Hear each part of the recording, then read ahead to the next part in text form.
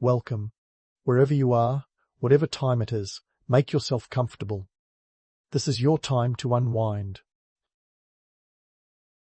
We'd love to know where you're listening from and what time it is in your part of the world. Drop a comment if you'd like to share. In the aftermath of World War I, Paris was a city desperately trying to shake off the shadows of conflict and embrace the dizzying possibilities of peace. It was a time when the city seemed determined to turn every street corner into an avant-garde art installation and every cafe into a jazz-infused haven.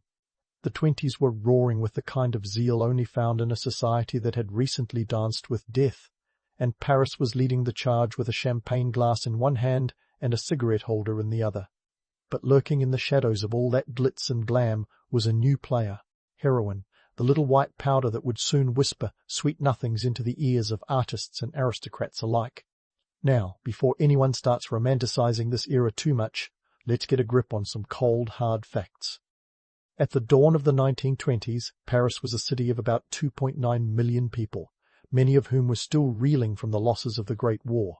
Economically speaking, France wasn't exactly rolling in it. The war had drained resources and left the country with a hefty bill of reconstruction. Yet somehow, Paris managed to remain the beating heart of culture, a siren song for creative souls around the globe. Enter the Americans, those wide-eyed dreamers who came in waves, looking for inspiration and cheap rent, two things that were surprisingly abundant in post-war Paris. Among them were the likes of Ernest Hemingway and F. Scott Fitzgerald, who were more than happy to swap the prohibition-riddled streets of their homeland for the bohemian delights of Montparnasse. But for every Hemingway scribbling away in a smoky cafe, there were countless others drawn into the seductive embrace of Paris's darker, opium-laden underbelly. Heroin, derived from morphine and initially marketed by Bayer as a cough suppressant, talk about overkill, found its way into the city's bloodstream through these very channels. Picture this, a nighttime scene in an opium den, opulent with oriental rugs and dimly lit by flickering lamps, where the city's misfits and creatives gathered in a haze. It sounds alluring, almost cinematic, doesn't it? But here's the kicker. These dens were as much about escape as they were about indulgence. For many, the numbing effects of heroin were a way to forget a world that had been shattered by war and was now being rebuilt on shaky ground. Let's talk numbers for a second. By the mid-1920s, heroin was alarmingly affordable. A gram cost about 10 to 15 francs, a pittance compared to the average Parisian's monthly wage, which hovered around 500 francs. The economic disparity was staggering. It was easier for some to buy a hit than a hot meal. And the government? Well, let's just say they had bigger fish to fry, like trying to keep the France from crashing and dealing with post-war debts that made modern credit card bills look like chump change. Of course, it wasn't just the economic environment that made Paris fertile ground for heroin use. Culturally, the city was a kaleidoscope of ideas and experimentation. Jazz clubs were popping up faster than you could say Art Deco, and the spirit of liberation was infectious. Women were cutting their hair short. Skirts were rising above the knee, and traditional social mores were being tossed out the window faster than a New Year's resolution. In such an atmosphere, it's no wonder that heroin slipped in as the new, illicit thrill. Key figures of the time weren't just dabbling in art and literature, they were also experimenting with substances that promised to unlock the doors of perception, or at least provide a temporary escape from reality. Jean Cocteau, the famed poet and filmmaker, was one of the most notable names caught in heroin's web. Cocteau's love affair with opium was well documented, and he even penned an autobiographical work, Opium, the Diary of a Cure, detailing his struggles with addiction. His story is a testament to the dual nature of this period, the reckless pursuit of creativity and the desperate search for oblivion. It's important to note that not everyone in Paris was swept away by the allure of heroin. Many were simply trying to get by in a city that was both their muse and their tormentor. But for those who did succumb, heroin offered a kind of faux immortality, a way to feel invincible in a world that had shown them just how fragile life could be. Let's not forget the role of the opium dens, those infamous enclaves where the city's underbelly truly came to life. They were the places where social boundaries blurred and the classes mixed, united in their shared quest for the ultimate high. The romantic image of the opium den, with its exotic allure, masks the grim reality that lay underneath: addiction, poverty, and a slow destruction of lives that were once full of promise. So here we are, in the midst of the roaring 20s, where Paris is a glittering jewel with a dark, heroin-shaped floor. It's a city of contradictions, where creativity and destruction coexist, where the past and future collide, and where our story truly begins. The heroin frenzy of the 1920s isn't just a footnote in history. It's a mirror reflecting the highs and lows of an era that dared to redefine itself, even as it teetered on the edge of oblivion. Now, let's roll up our sleeves and dig into the less glamorous side of Paris in the 1920s, where the heroin trade was as slick and complex as a French farce, minus the laughs, of course. First, let's talk about who was behind the scenes pulling the strings. This wasn't just a case of some shady characters lurking in dark alleys. Oh no, this was a full-blown operation that would make modern-day supply chain managers nod in reluctant admiration. The brains behind the Parisian heroin network were a fascinating mix of local French gangsters, foreign entrepreneurs, and, believe it or not, some rogue pharmacists who realized there was more money in the black market than in legitimate prescriptions. Picture it, a clandestine meeting in a back room of a Montmartre café, where deals were struck over espresso and the clinking of glasses, with a nod here and a handshake there, sealing agreements that would fuel the city's addiction. Now, here's a juicy tidbit. The heroin flowing into Paris was primarily imported from Southeast Asia, particularly from the opium-rich fields of Indochina, a French colony at the time. Talk about irony, Paris's colonial reach coming back to bite it in the derriere. The opium was processed into heroin and smuggled into France via the Mediterranean, often disguised as innocent cargo like tea, spices or textiles, which were the Amazon Prime packages of their day. The Mediterranean ports were bustling hubs of legal and not-so-legal trade, where customs officers were either too overwhelmed or too generously compensated to notice the illicit goods slipping through. Let's not forget the economics of the shadowy business. Heroin dealers were making a killing, literally and figuratively. With a cheap import cost, that little white powder had a street value that could rival today's most lucrative tech startups.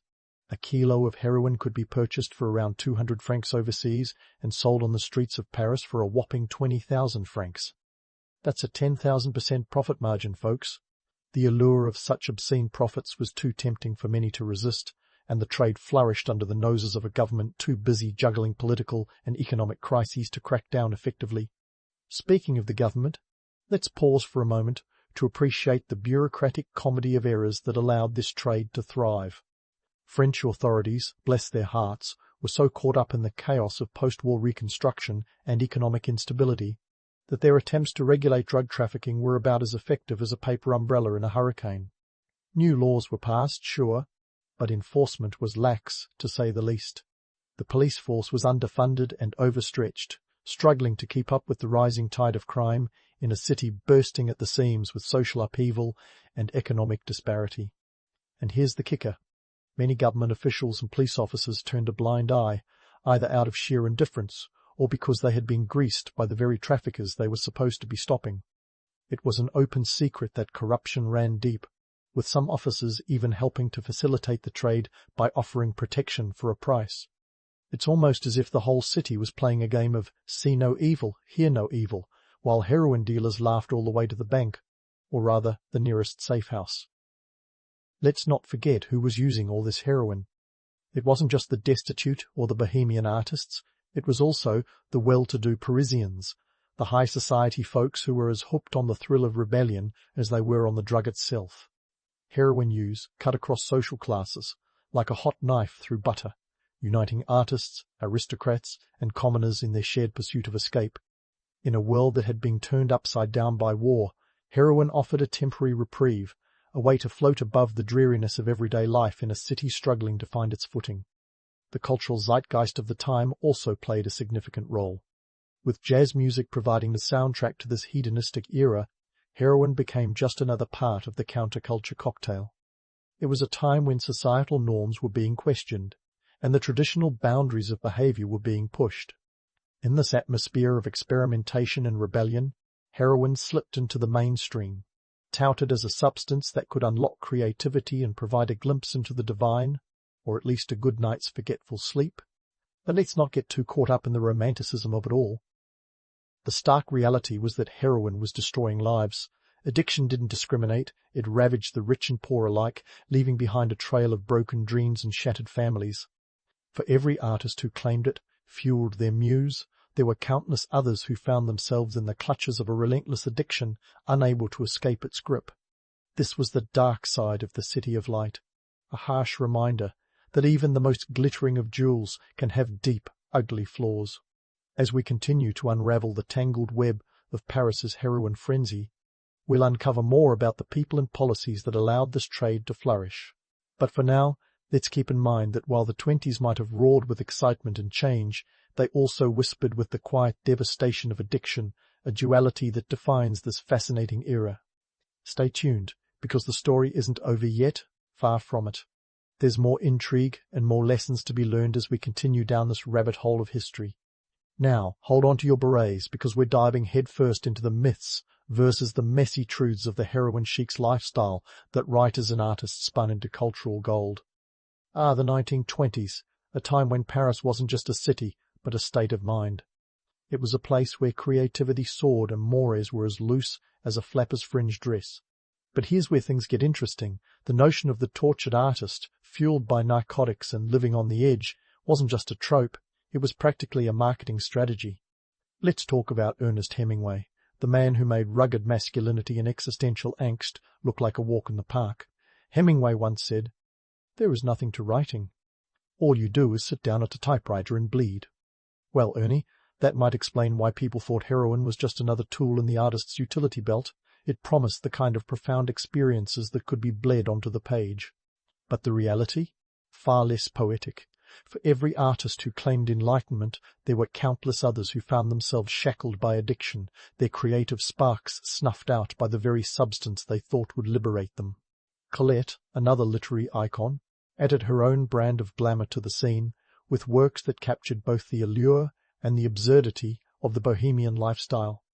She was a woman who defied conventions and captured the hearts of many with her sharp wit and evocative prose. Yet, Colette was also known to romanticize the intoxicating mix of creativity and chaos.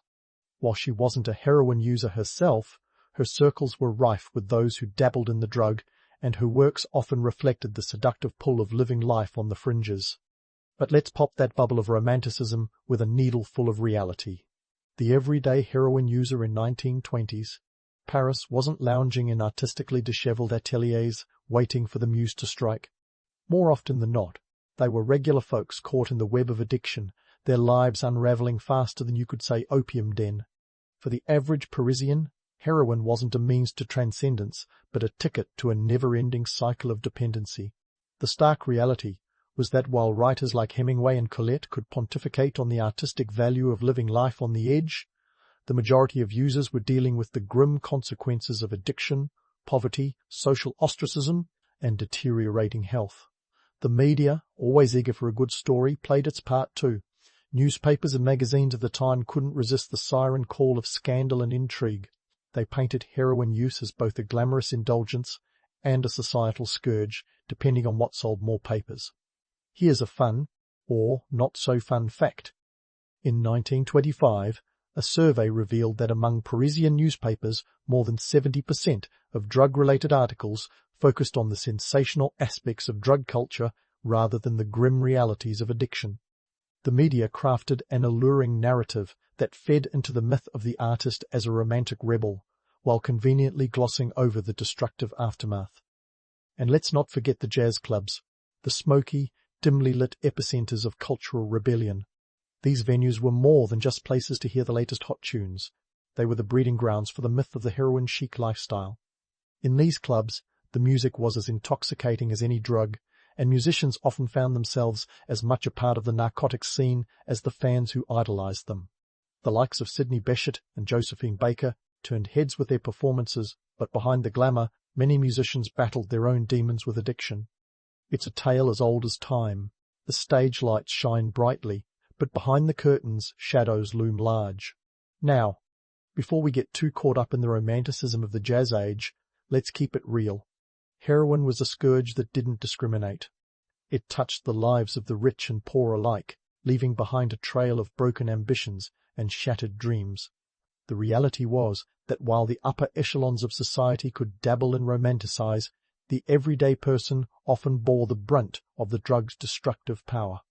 Addiction did not come with a glamorous sheen for them. It was a relentless struggle marked by desperation and despair. As we sift through the ashes of history, it's crucial to understand the allure and the deception of the heroin chic narrative. It's a story that appeals to our fascination with the forbidden and the mysterious, but it's also a cautionary tale about the dangers of romanticizing what is ultimately a path to ruin. For all the cultural cachet that the myth held, the stark truth was that heroin was an equal opportunity destroyer, dismantling lives with the same ease with which it inspired artists to wax lyrical about its supposed virtues. So, as we continue our journey through the heroin frenzy of 1920s Paris, remember this: behind the smoky allure and literary romanticism lies a gritty reality that's as sobering as it is enlightening. There's more to uncover, more layers to peel back in this complex tapestry of history. The story isn't over yet, and the lessons to be learned are as relevant today as they were a century ago. Stay with me as we navigate the highs and lows, the myths and realities of this fascinating and tumultuous era. As we wade deeper into the shadowed alleys and opulent parlours of 1920s Paris, it's time to shift our gaze to the bumbling forces of law and order, or the lack thereof. You'd think the authorities were staging a slapstick comedy rather than a serious effort to curb the heroin epidemic. But, alas, the reality was no laughing matter. With a mix of half-hearted legal responses and downright comedic incompetence, the police and government efforts against the heroin trade can be summed up as a masterclass in inefficiency. Let's start with the political backdrop. France, still licking its wounds from the Great War, was a nation juggling crises like a circus performer with too many balls in the air. The government was preoccupied with keeping the economy afloat and dealing with a post-war identity crisis rather than tackling the swelling drug trade. This was a time when political stability was as elusive as a sober jazz musician at midnight. Enter the League of Nations, the precursor to the United Nations, which, in 1925, pushed for international cooperation to regulate narcotics.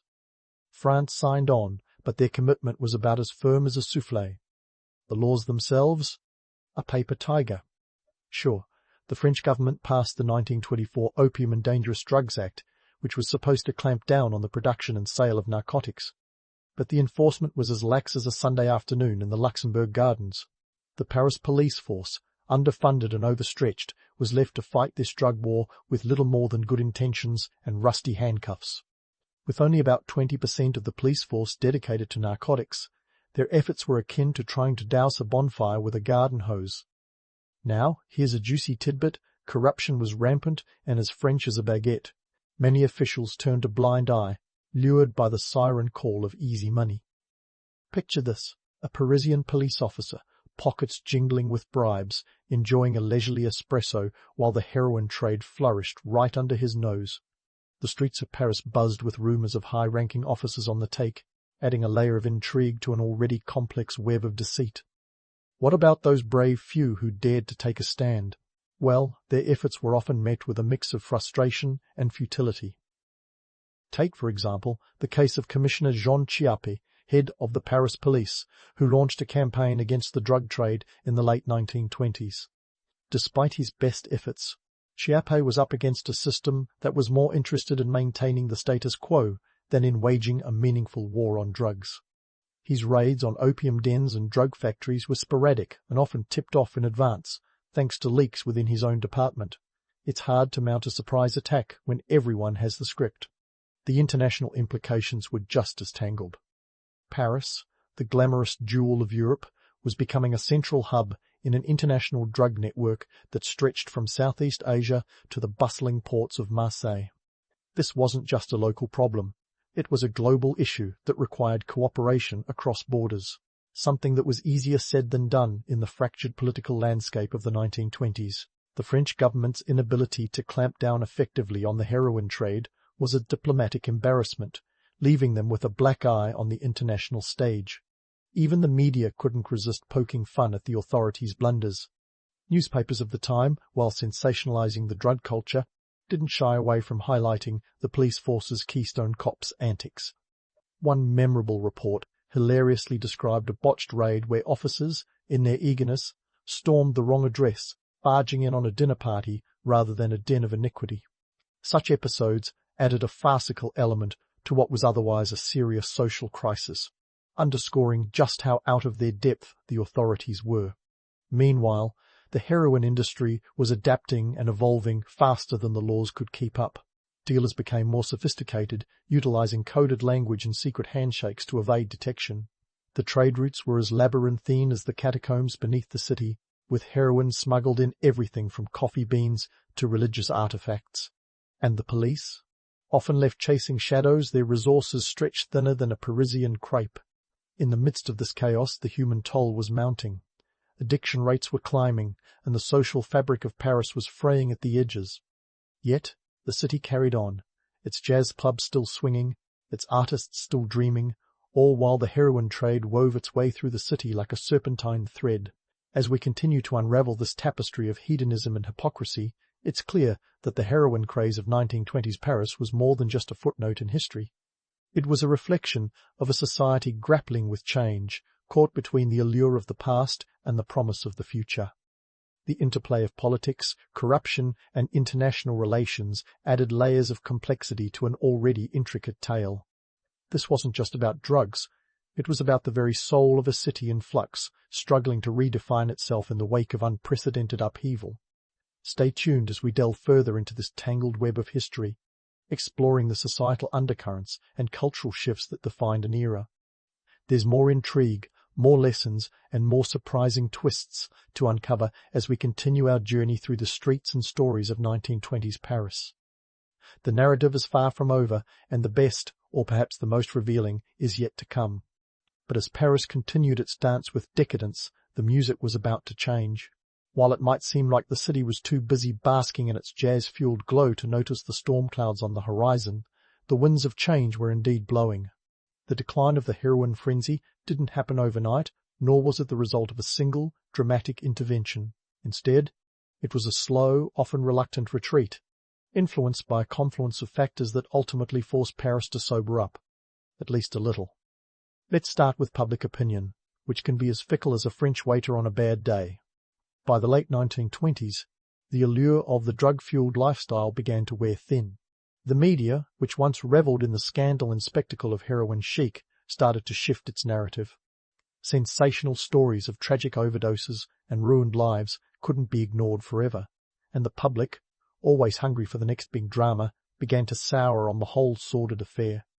The romantic image of the tortured artist gave way to the grim reality of addiction's toll. International pressure also played a critical role in turning the tide. The League of Nations, despite its many flaws, was on a mission to curb the global narcotics trade, and France found itself in the hot seat. By 1931, the League had pushed through the Convention for limiting the manufacture and regulating the distribution of narcotic drugs. France, eager to mend its international reputation, signed on, finally cracking down on the heroin industry with something resembling sincerity. It was the geopolitical equivalent of a reluctant teenager cleaning their room after weeks of nagging. The French government, under the pressure of international scrutiny and domestic outcry, began to take more decisive action. The authorities ramped up efforts to curb the trade, launching more effective raids and cutting off supply lines with greater precision. They even managed to patch up some of the leaks within the police force, reducing the rampant corruption that had previously allowed the heroin trade to flourish like weeds in a neglected garden. By the early 1930s, the cost of heroin on the streets had skyrocketed, making it less accessible to the average Parisian. A gram that once cost 10 to 15 francs now fetched upwards of 50 francs. While not exactly eradicated, the heroin scene was certainly no longer the free-for-all it once was. And then there was the evolving landscape of drug use itself. Heroin's star was on the wane, but the human penchant for seeking altered states was far from extinguished. New drugs were emerging, whispering promises of different highs and fewer consequences, though the latter was often wishful thinking.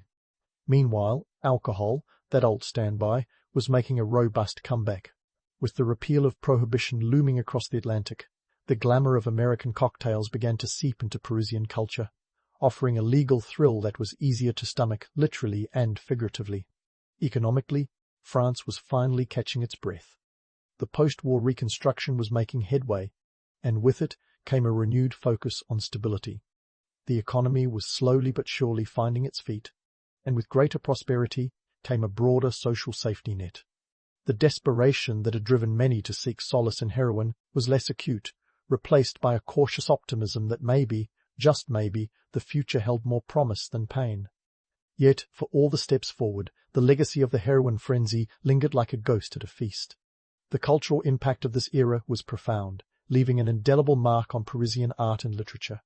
The myth of the artist as a tortured soul, dabbling in darkness to produce great work, persisted long after the opium dens had shuttered their doors.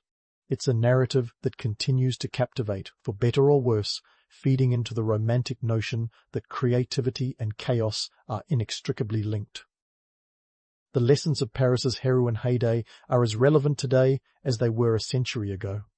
The cyclical nature of drug trends reminds us that history has a way of repeating itself, often with new substances taking center stage. The importance of public perception and international cooperation in combating drug epidemics cannot be overstated. And while the battle against addiction is far from over, understanding the past can help inform more compassionate and effective policies in the present. So, as we close the book on this chapter of Parisian history, let's take a moment to reflect on the city that dared to dance on the edge of oblivion and lived to tell the tale. Paris, with its light and shadows, remains a testament to the resilience of the human spirit and the enduring allure of reinvention. The heroin frenzy of the 1920s may be a relic of the past, but its echoes continue to resonate, offering cautionary tales and cultural riches alike. And as we ponder these lessons, let's remember that history, much like Paris itself, is a tapestry of contradictions woven from the threads of triumph and tragedy, a story that never truly ends, but evolves with the passing of time. Ludwig von Beethoven's early life was about as harmonious as a cat trapped in a piano. Born in 1770 in Bonn, Germany, this young maestro's childhood was orchestrated by Johann van Beethoven, a man who was less an encouraging father and more a relentless drill sergeant armed with a musical score. Now, Johann had a vision turn his son into a prodigy like Mozart. Why not, right? Mozart had already dazzled Europe with his childlike genius by the age of 5, and Johann figured young Ludwig could do the same. Spoiler alert, reality had other plans. Johann's parenting style could be described as tough love, though tough sometimes did most of the heavy lifting. He made Ludwig practice the clavier for hours on end, often dragging the boy out of bed in the middle of the night for impromptu lessons. Sleep, Schmelzeep, who needs it when you've got scales to perfect. If sleep deprivation could be bottled, Johann would have been a wealthy man. But to his credit, this rigorous regimen did bear some fruit. By the tender age of 7, Beethoven had his first public performance. Well, that's what the program said, but in reality he was 6. Johann decided to shave a year off his son's age to make him seem even more precocious. Parental honesty? Optional. While Johann's methods were questionable, they were grounded in the economic necessity of the time. The Beethovens weren't exactly swimming in thalers. Johann worked as a court musician for the Elector of Cologne, a position that paid just enough to keep the family afloat, but not enough to fend off creditors. The 18th century was a period of significant economic and social upheaval in Europe, and Bonn was no exception. With the Holy Roman Empire crumbling like a stale biscuit, economic stability was about as predictable as the weather. Despite the financial struggles, and a father whose motivational tactics would make a drill instructor blush, Beethoven's talent was undeniable. By 1782, at the ripe old age of 12, Beethoven published his first composition, 9 Variations on a March by Dressler. Was it groundbreaking? Well, let's just say it wasn't exactly the musical equivalent of splitting the atom. But it was a start, and everyone has to begin somewhere, even geniuses. To understand Beethoven's early compositional efforts, it's essential to peek behind the curtain of the late 18th century musical scene. Europe was a patchwork quilt of small principalities, each with its own court and resident musicians. Music served as both entertainment and a status symbol for the nobility. Composers were often in the employ of wealthy patrons, and their work was largely a reflection of their patrons' tastes and whims. Innovation was cool, but not if it threatened the delicate sensibilities of a count or elector who preferred his sonatas served with a side of tradition. While Beethoven's early works were competent, they were also a product of this environment, more adherent to classical forms than a rebellion against them. The real revolution was yet to come. But even at this stage, Beethoven's compositions showed glimpses of the genius that would later redefine the boundaries of music. His work was characterized by a boldness, an emotional depth that hinted at the turbulent inner world of a composer not content to merely echo the past. The myth of Beethoven as a child prodigy is sticky, and it's easy to see why. There's something undeniably appealing about the idea of a pint-sized maestro conjuring symphonies before he could properly tie his shoes. But in truth, Beethoven's genius was a slow burn. He wasn't born with a fully formed symphony in his head. His early compositions were the product of hard work, relentless practice, and a fair amount of trial and error. And let's not forget the relentless prodding from a father who saw his son as a meal ticket with legs. While Johann's methods were extreme, they were also a reflection of the times. The late 18th century was a period of great social and political change. The American Revolution had already sent shockwaves across the Atlantic, and the French Revolution was just around the corner. The rigid class structures that had defined European society for centuries were beginning to crack, and with them came new opportunities and challenges for those who dared to dream. In this context, Beethoven's early struggles and triumphs take on new significance. His story is not just one of personal genius, but also of the shifting tides of history. He was a product of his time, shaped by the economic realities, social upheavals, and musical traditions of an era on the brink of transformation. Even as a young man, Beethoven was already beginning to push against the boundaries of what was musically acceptable, laying the groundwork for a legacy that would outlast empires. So, was Beethoven a child prodigy in the Mozartian sense?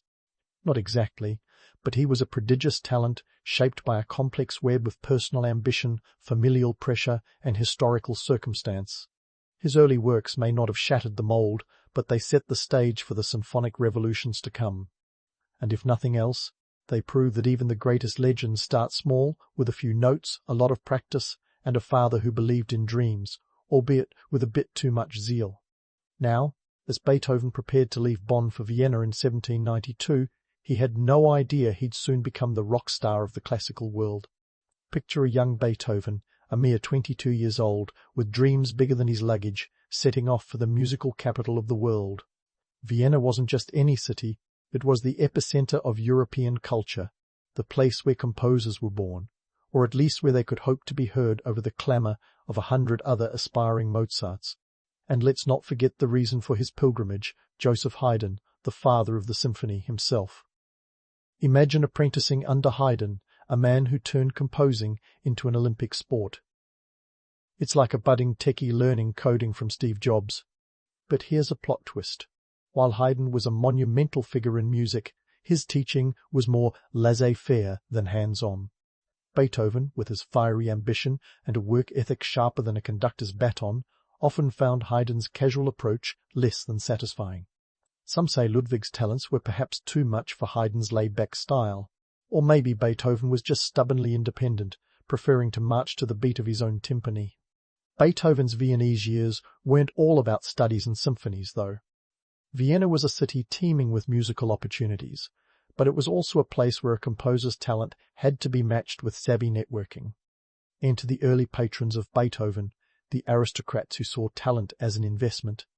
Men like Prince Karl Lichnowsky, who wasn't just handing out cash for concertos like candy, he was betting on Beethoven's potential to redefine music. Lichnowsky provided financial support and, perhaps more importantly, entree into the city's elite social circles. Think of it as the 18th century version of an artist's GoFundMe page. Speaking of money, let's talk economics. Being a musician in Vienna was a bit like being a modern-day freelancer, feast or famine. Lesson costs at the time could be anywhere from a few florins to a small fortune, depending on the teacher's reputation and the student's ambition. Beethoven, ever the savvy businessman, charged a hefty fee for lessons up to 6 florins per session. In today's dollars, that would be north of $100. Not too shabby for a guy with a penchant for stormy sonatas and a hairstyle that defied gravity. But money wasn't just rolling in from students. Letters of credit from patrons allowed Beethoven to live comfortably, even if his lifestyle sometimes included splurging on luxuries like wine and fine clothes. But with patronage came the expectation of social grace, an area where Beethoven was, shall we say, less than virtuoso. His notorious temper was the stuff of legend, rivaled only by his genius. Stories of his social blunders and fiery outbursts abound, like the time he reportedly told Prince Lichnowsky that there were many princes but only one Beethoven. It's the kind of confidence you'd expect from a rock star, not a court composer. Yet, was Beethoven truly the cantankerous curmudgeon of popular lore, or was his reputation exaggerated by those who found his brilliance too bright? While he was certainly not one to suffer fools gladly, it's important to consider the context. Beethoven was a man of intense emotions, which he channeled into his music, often to groundbreaking effect.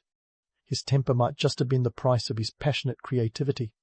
In Vienna's bustling musical scene, Beethoven's unique voice began to emerge. His composition showed a daring departure from the norms, a refusal to be constrained by convention. This was a city that valued tradition, yet Beethoven's works were anything but traditional. With a penchant for pushing boundaries, he started to redefine what music could be.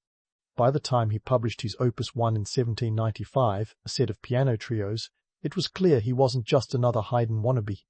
These pieces, though rooted in classical form, bore the unmistakable mark of Beethoven's emerging style, dynamic contrasts, emotional depth, and an unmistakable drive. As Beethoven's reputation as a composer and pianist grew, so did his circle of influence. Vienna was a melting pot of musical talent, and Beethoven was at the center of it all. Yet even as his star rose, so did the whispers about his difficult personality. Was he merely misunderstood, or were his social gaffes a symptom of deeper personal struggles? The truth likely lies somewhere in between. Beethoven was not a man who fit neatly into the genteel salons of Viennese society. He was, instead, a force of nature, a tempest in a world of measured minuets. The realities of Beethoven's life in Vienna were a complex interplay of economic necessity and artistic aspiration. While his talent undoubtedly opened doors, it was his relentless drive and willingness to defy expectations that truly set him apart. In a city that prized conformity, Beethoven's willingness to challenge the status quo was both his greatest asset and his greatest risk. As we leave Beethoven amid the cobbled streets and candlelit concert halls of Vienna, we find him on the cusp of his next great adventure. He was a man poised to change the face of music forever, yet not without enduring the trials of an artist on the edge. His story, like his music, is one of contrasts, of beauty and dissonance, of triumph and turmoil. And as he continued to compose, teach, and perform, he left an indelible mark on Vienna's vibrant musical tapestry, forever altering the landscape of classical music. But that's a crescendo for another day. As Beethoven navigated the candlelit concert halls and cobbled streets of Vienna, the world around him was shifting like tectonic plates at a dance party. The turn of the 19th century wasn't just a calendar flip, it was a full-blown fireworks display of political and social upheaval. Enter Napoleon Bonaparte strutting onto the European stage like he owned the place, which, for a time, he kind of did. Napoleon was the human equivalent of a disruptive app, promising liberty, equality, and fraternity, but often delivering chaos and conscription instead. Beethoven found himself composing amidst the thunderous backdrop of Napoleonic wars, a historical soundtrack that would rival any of his symphonies. Vienna, that bastion of culture, was suddenly a city under the shadow of conflict. The Napoleonic Wars were no small skirmishes. They were a continental scramble, complete with battles that reshaped borders like a kid playing with a map puzzle. Beethoven, ever the astute observer, couldn't help but be influenced by the political maelstrom swirling around him. Now, let's talk about one of Beethoven's most famous works, the Eroica Symphony. This piece is like the musical equivalent of a plot twist that leaves audiences gasping. Originally, Beethoven had dedicated the symphony to Napoleon, seeing him as a champion of the people, a liberator who would dismantle tyranny like a bull in a china shop. Well, Beethoven's admiration hit a sour note when Napoleon declared himself emperor in 1804. Talk about a betrayal. Beethoven furiously scratched out the dedication, even tearing the title page in a fit of rage. It's a reminder that heroes, like symphonies, can change key unexpectedly. The Eroica Symphony, completed in 1804, was a revolutionary piece in more ways than one. Clocking in at over 45 minutes, it was a marathon when most symphonies were sprints. It was bold, brash, and unapologetically intense, with a first movement that could make a metronome sweat. The symphony was a sonic rebellion against the status quo, a musical declaration of independence. But it also served as an audible reflection of the tumultuous times, with its themes of struggle, triumph, and the uneasy peace that often follows conflict. Despite the chaos of war, Beethoven's career was ascending like a crescendo.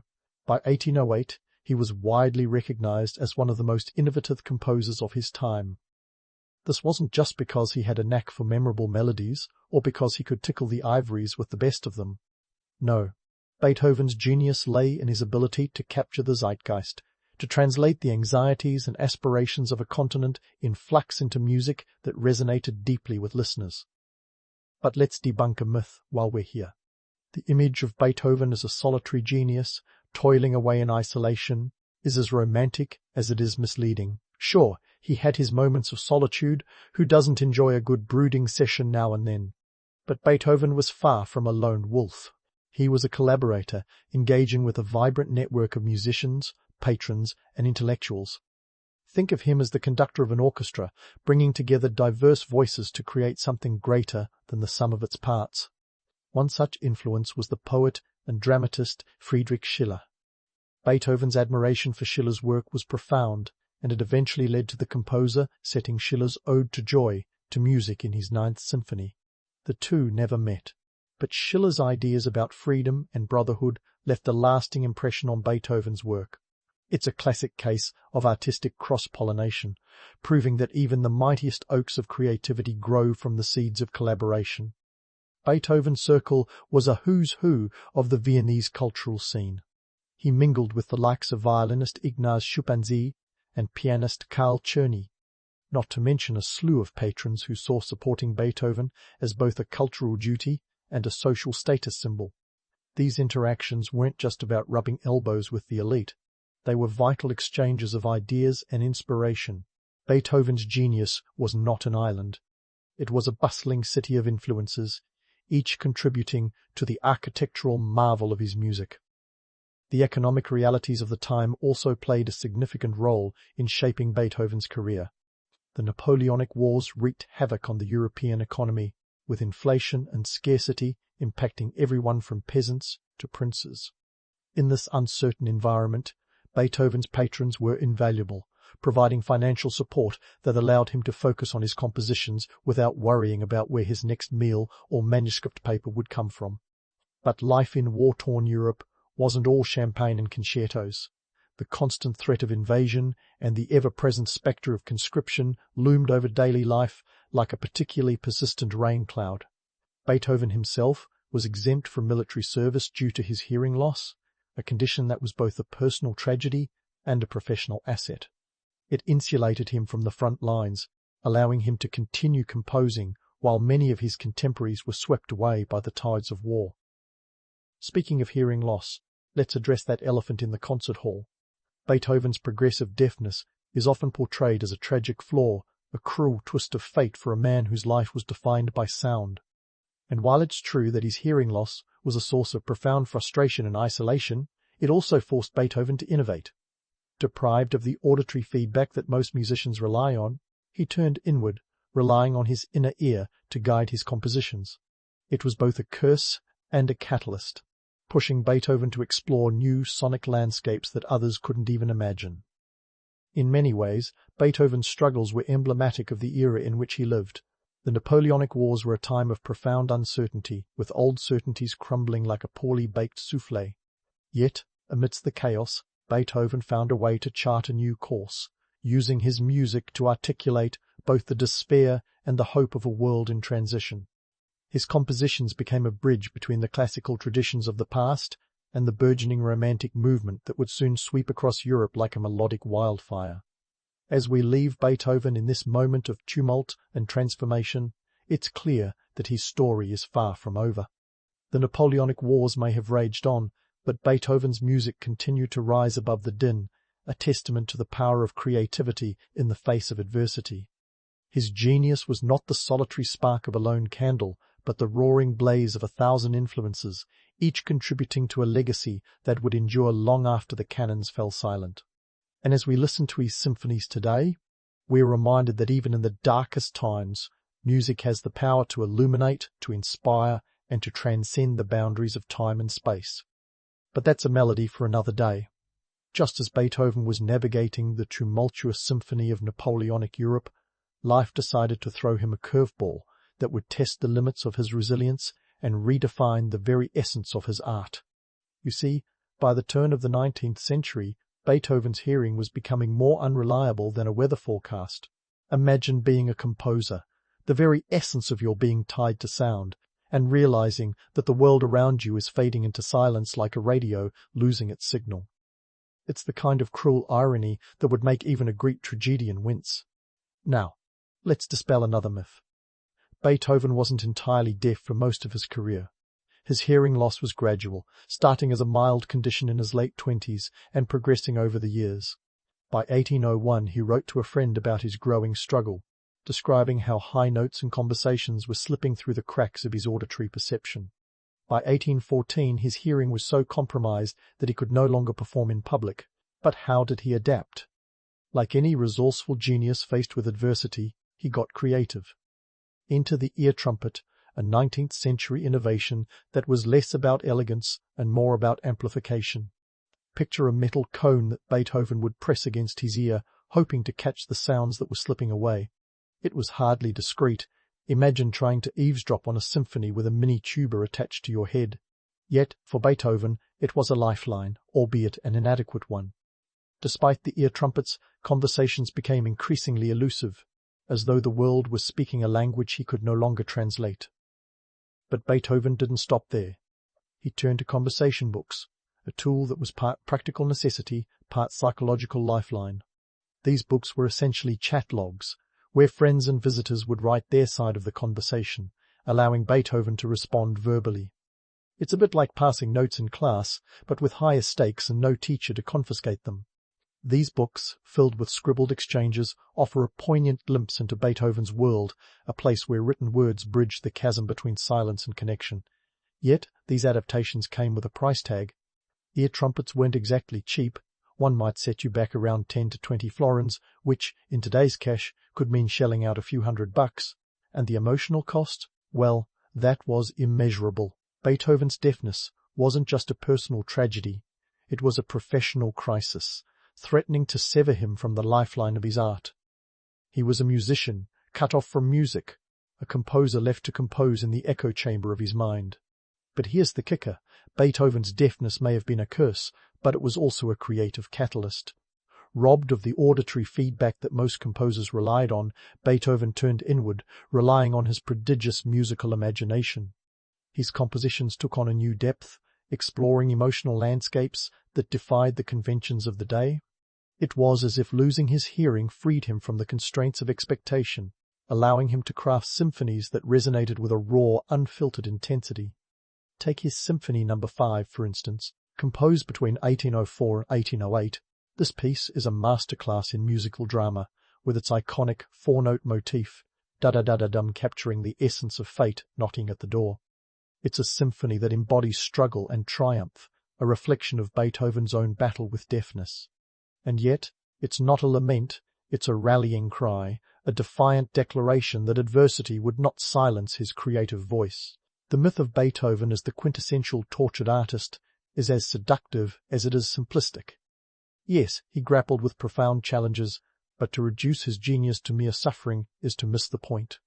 Beethoven's music wasn't born solely from pain. It was the product of a relentless pursuit of beauty and truth, a testament to the power of the human spirit to transcend limitations. He wasn't just composing music, he was crafting a dialogue with eternity, a conversation that continues to resonate across the centuries. And yet, even as his compositions soared to new heights, Beethoven's personal life was anything but harmonious. His financial situation was a precarious balancing act, his income dependent on the whims of patrons and the fluctuating market for sheet music. Despite his fame, Beethoven often found himself juggling debts and expenses, a maestro in need of a financial advisor. It's a reminder that genius doesn't always come with a guaranteed paycheck. But if his patrons expected a genteel composer in return for their investment, they were in for a surprise. Beethoven's temper was as legendary as his talent, his social graces often taking a back seat to his artistic fervour.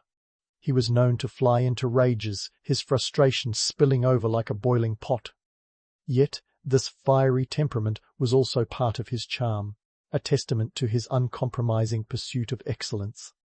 Beethoven wasn't interested in playing nice, he was interested in playing great. As we leave Beethoven in this moment of struggle and triumph, his story is far from over.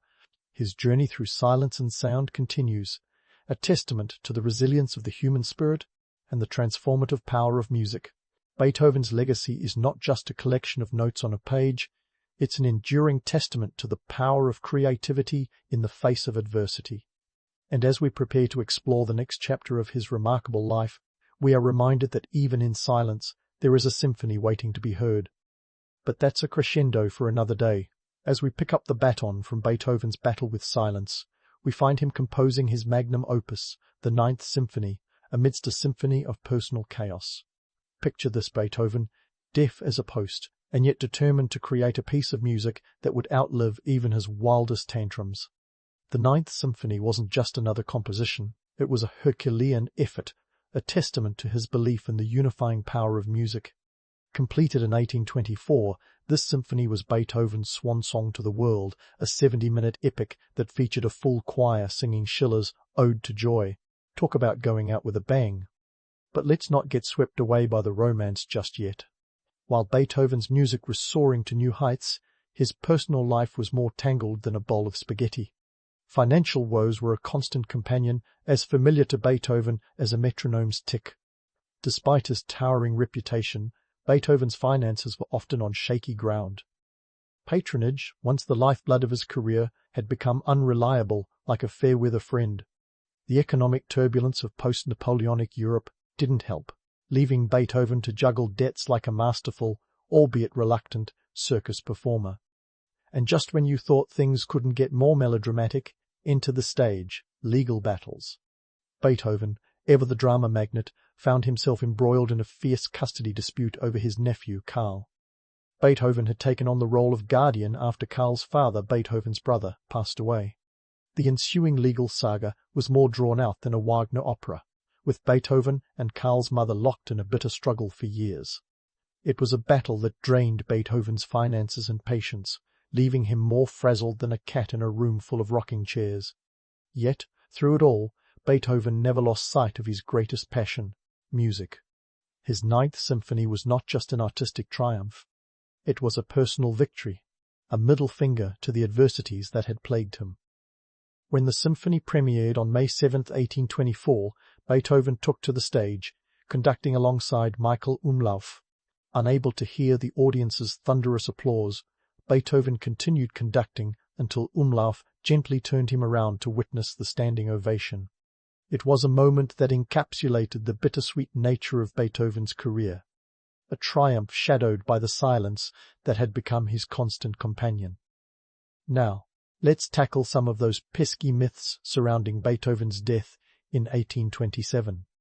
The romantic narrative paints a picture of an impoverished genius, dying alone and destitute. The reality? Well, let's just say it's a bit more nuanced. While Beethoven did die at the relatively young age of 56, he was hardly forgotten or abandoned.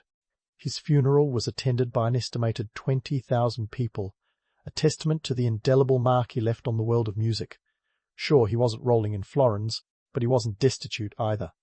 Beethoven's financial situation was complex, a tapestry of debts and assets that reflected the economic uncertainties of his time. And about that infamous lock of hair allegedly containing lead poisoning. Turns out Beethoven's health issues were likely multifactorial, with cirrhosis of the liver playing a starring role. The lead poisoning theory has been scrutinized more than a suspicious tax return, and while it makes for a dramatic story, it's just one piece of a larger puzzle. The truth is, Beethoven's life was a masterclass in contradictions, a blend of triumph and tragedy, brilliance and bluster. But what of Beethoven's legacy? Well, dear listener, it's nothing short of monumental. Beethoven's influence on modern music is as pervasive as a catchy pop tune you can't shake off. He laid the groundwork for the Romantic era, his compositions pushing boundaries like a musical pioneer. His willingness to experiment with form and structure inspired generations of composers, from Brahms to Mahler, and his symphonies remain staples in concert halls around the world. Beethoven's story is a testament to the resilience of the human spirit, a reminder that even in the face of adversity, creativity can flourish. His music transcends time and space, speaking to the universal human experience in a way that few others have achieved. It's a legacy that balances the romance of genius with the harsh realities of life, a symphony that continues to resonate with each passing generation. As we draw the final curtain on Beethoven's life, we're left with a portrait of a man who was as complex as his music. He was a visionary who saw beyond the notes on the page, crafting compositions that challenged and inspired. Beethoven's legacy is not just a collection of symphonies and sonatas, it's a testament to the power of music to uplift, to unite, and to endure. And as we listen to his works today, we are reminded that even in silence, Beethoven's voice rings clear, a timeless echo of genius that will never fade. Spartacus, the name that conjures up images of a chiseled Kirk Douglas with a sword in hand, was actually more akin to the original underdog in a toga. Our tale begins in Thrace, a region known for its fierce warriors and, let's be honest, a lack of indoor plumbing. Thrace wasn't exactly the glittering metropolis of the ancient world, but it did manage to churn out some pretty tough cookies. Spartacus, born around 111 BC, was one of these hardy souls. He grew up in a world where survival was the daily bread, and the bread was usually stale. Now, what do you do when you're a Thracian muscle-bound warrior? Well, you either spend your days fighting other tribes, or you get noticed by the Romans, who had a knack for recruiting talent. By recruiting, I mean capturing and enslaving. And that's how Spartacus found himself in a less than voluntary career change from Thracian warrior to Roman gladiator. A bit of a downgrade if you ask me. Life for Spartacus took a sharp turn when he was captured and sold into slavery. The Romans, you see, were quite the aficionados of human trafficking, with an estimated 1/3 of their population being enslaved individuals. That's like having a Starbucks on every corner, but with a much darker twist. Spartacus was thrust into the life of a gladiator, which sounds glamorous until you realize it's less Hollywood action star and more live-action meat grinder. Gladiators were the ancient world's version of sports stars, except their games came with a significantly higher risk of death, and no one was signing endorsement deals for chariots. The economic engine of Rome was less about innovation and more about exploitation. Slavery was the lifeblood of the Roman economy, fueling everything from agriculture to construction. Gladiators, however, were a special breed. They were both respected and reviled, living in a paradox where society depended on their brutal display for entertainment, yet considered them the lowest of the low. The life expectancy of a gladiator was like a mayfly's, short and fraught with peril. Spartacus was enrolled in the gladiatorial school of Lentulus Batiatus in Capua, a place that makes modern boot camps look like summer camps. Here, he was trained to fight with the ferocity of a cornered lion. The training was intense, and the diet was designed to bulk up these men for the slaughter. Picture protein shakes, but with more lentils and less flavor. The Romans understood the value of a good show, and they invested in their gladiators like one might invest in a racehorse, minus the love and care. Despite the grim reality, gladiators had their perks. They had fans, and some were even considered sex symbols of their time. It's rumored that women of high society would pay top sesterces for a night with a gladiator. Spartacus, with his natural charisma and leadership, might have been quite the heartthrob. But even the adoration of Roman matrons couldn't make up for the constant threat of death. Now, while many gladiators accepted their fate, Spartacus had other plans. He wasn't content with fighting for the amusement of fat Roman senators who lounged around munching on grapes and watching people hack each other to bits. One can only take so much of being cast as a live-action character in the Roman Empire's favorite blood sport. Spartacus decided enough was enough. It was time to flip the script. The stage was set for rebellion. Spartacus, along with a small band of fellow gladiators, decided to trade in their chains for swords. They saw the irony in fighting for their freedom, using the skills taught to them by their oppressors, and decided to exploit it. This wasn't just a jailbreak, it was a full-blown revolt against a system that thrived on their suffering. In 73 BC, with roughly 70 other gladiators, Spartacus made a daring escape from the school. Using kitchen utensils as weapons, yes, the rebellion started with soup spoons and cleavers, they overpowered their guards. Talk about sticking it to the man with an egg whisk. This ragtag group, united by the common goal of freedom, fled to Mount Vesuvius, which, let's be honest, is quite the dramatic hideout. What better place to start a revolution than on the slopes of a volcano? And so began the slave uprising that would shake the very foundations of the Roman Republic. Spartacus, once a mere cog in the Roman machine, was now a symbol of resistance. His rebellion was a testament to human resilience and the unyielding desire for freedom. The Romans, who once saw him as just another gladiator, would soon learn that Spartacus was much more than that. He was the embodiment of an unconquerable will. But for now, picture him and his newly liberated comrades lounging on the slopes of Vesuvius, plotting the downfall of their mighty oppressors.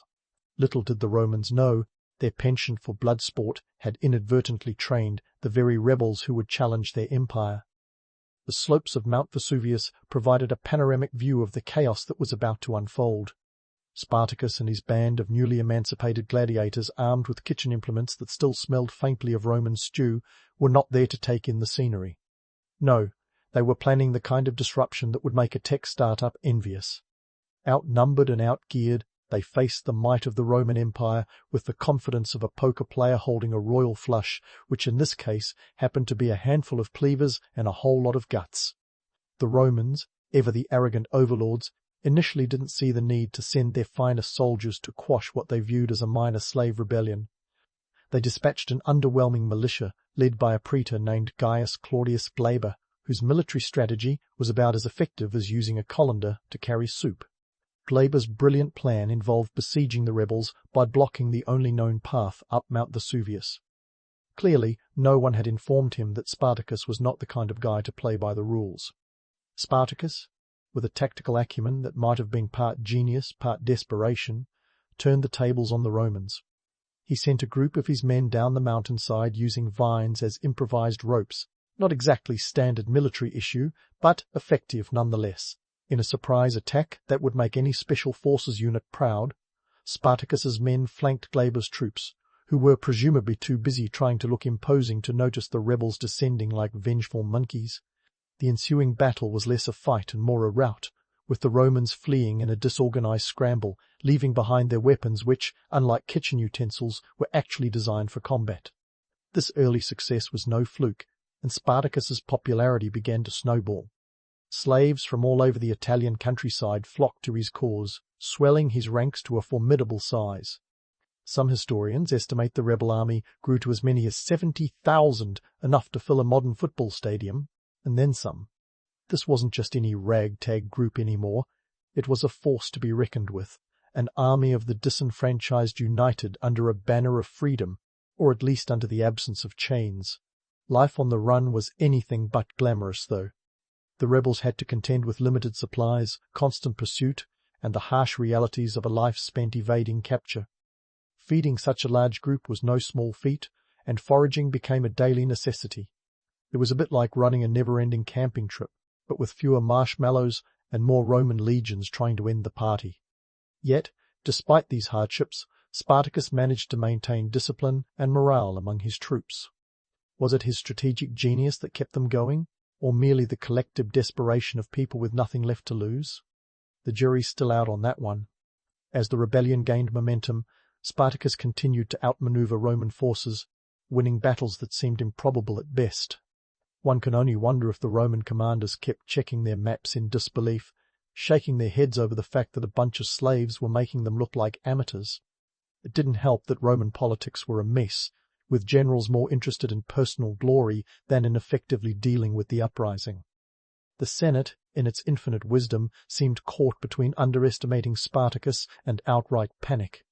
Spartacus's leadership style was a cocktail of charisma, cunning, and perhaps a pinch of chaos. While he may not have had the formal military training of his adversaries, he had something equally valuable, the respect and loyalty of his men. It's worth noting that Spartacus did not see himself as a king or emperor.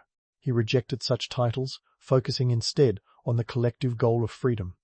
Unlike many historical figures who let power go to their heads faster than a glass of cheap wine, Spartacus remained grounded even as his legend grew. His skills in battle were complemented by a knack for logistics that would make a modern supply chain manager nod approvingly. Spartacus understood the importance of keeping his army mobile and well supplied, often raiding Roman settlements for provisions and weapons. This tactic not only kept his men fed and armed, but also served as a morale booster.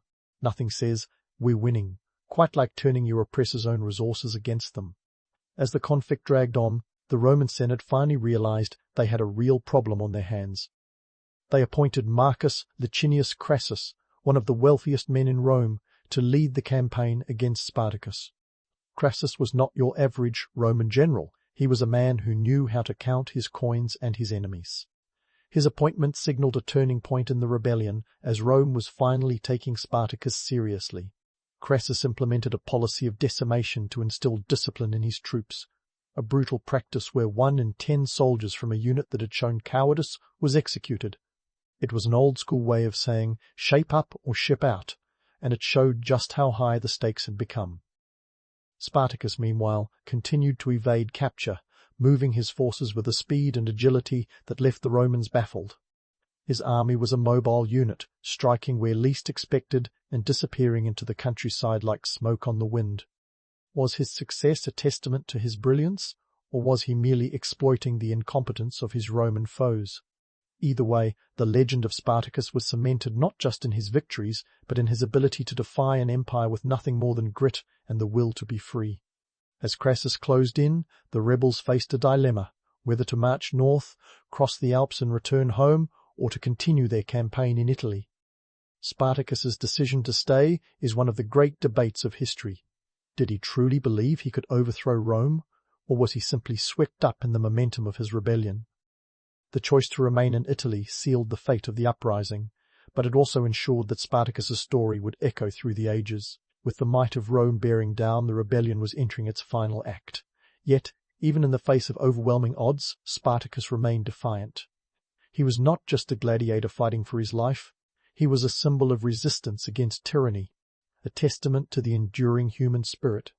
As the sands of time continued to fall, the stage was set for a confrontation that would determine the legacy of Spartacus and the fate of his followers. The battle lines were drawn, and the world watched as a former slave dared to challenge the greatest power of his time. The story of Spartacus was far from over, and the echoes of his rebellion would resonate long after the dust had settled. As Crassus prepared to bring the hammer down on Spartacus, the rebel army was not exactly sitting around roasting marshmallows. They were busy becoming a force that could make even the most die-hard Roman senator break into a nervous sweat. Here's the thing about Spartacus's merry band of rebels. They weren't just a disorganized mob of escaped slaves. By this time, they had mushroomed into a formidable army, with some estimates placing their numbers at a jaw-dropping 70,000. That's about the same as the population of a small Roman city, or, in modern terms, enough to make a decent-sized concert feel like a cozy gathering. Now, let's talk logistics. Imagine trying to feed and equip an army of that size without the benefits of Amazon Prime or even a local grocery store. No easy task, right? Yet somehow Spartacus managed it. The rebels had to rely on good old-fashioned raiding and foraging to keep their bellies full and their swords sharp. They were like a swarm of locusts sweeping through the Italian countryside, seizing whatever they could lay their hands on. Farms were stripped of their crops, livestock was commandeered, and Roman armories were plundered for weapons. It was a DIY supply chain that would make any resourceful strategist nod in appreciation. But let's be real. Keeping an army of 70,000 fed and armed wasn't just about logistics, it was about morale. Spartacus wasn't just handing out swords and bread, he was doling out hope. Hope for freedom, for a life beyond the chains. And that kind of hope has a funny way of keeping people motivated, even when they're sleeping under the stars and dodging Roman patrols. Speaking of Romans, their response to the growing threat was, shall we say, less than stellar. The Roman commanders seemed to operate under a constant cloud of misjudgment, as if they were playing a high-stakes game of chess without realizing they were missing a few pieces. Initially, they sent troops that were about as effective as a paper umbrella in a thunderstorm. The praetors and legates dispatched to deal with Spartacus often found themselves outmaneuvered, outwitted, and outclassed by a former gladiator who had turned his ragtag group into a disciplined fighting force. There were moments when the Roman elite probably questioned whether their military academies were worth the tuition. After all, how do you explain to your fellow senators that your legion was bested by a bunch of ex-slaves? The answer, not gracefully, that's for sure.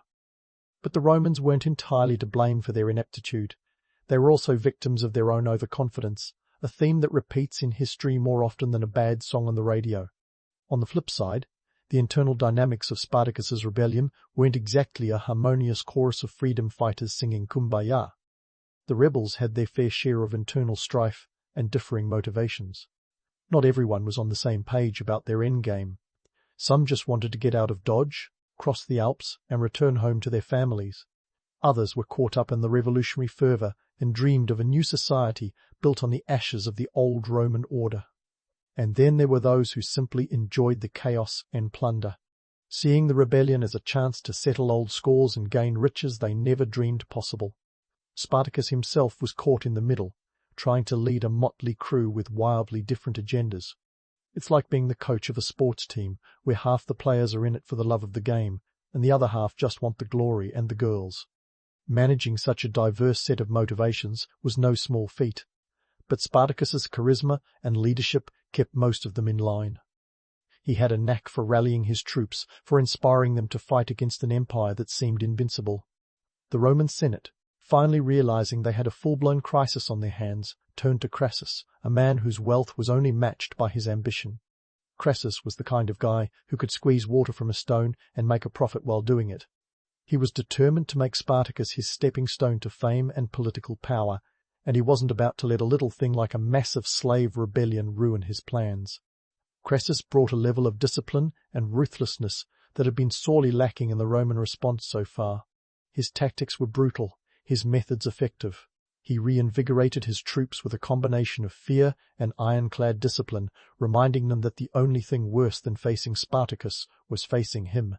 With Crassus in charge, the Roman legions began to close in on the rebels with a newfound determination. Meanwhile, Spartacus's men were facing their own decision point. March north over the Alps to freedom, or stay and continue the fight in Italy?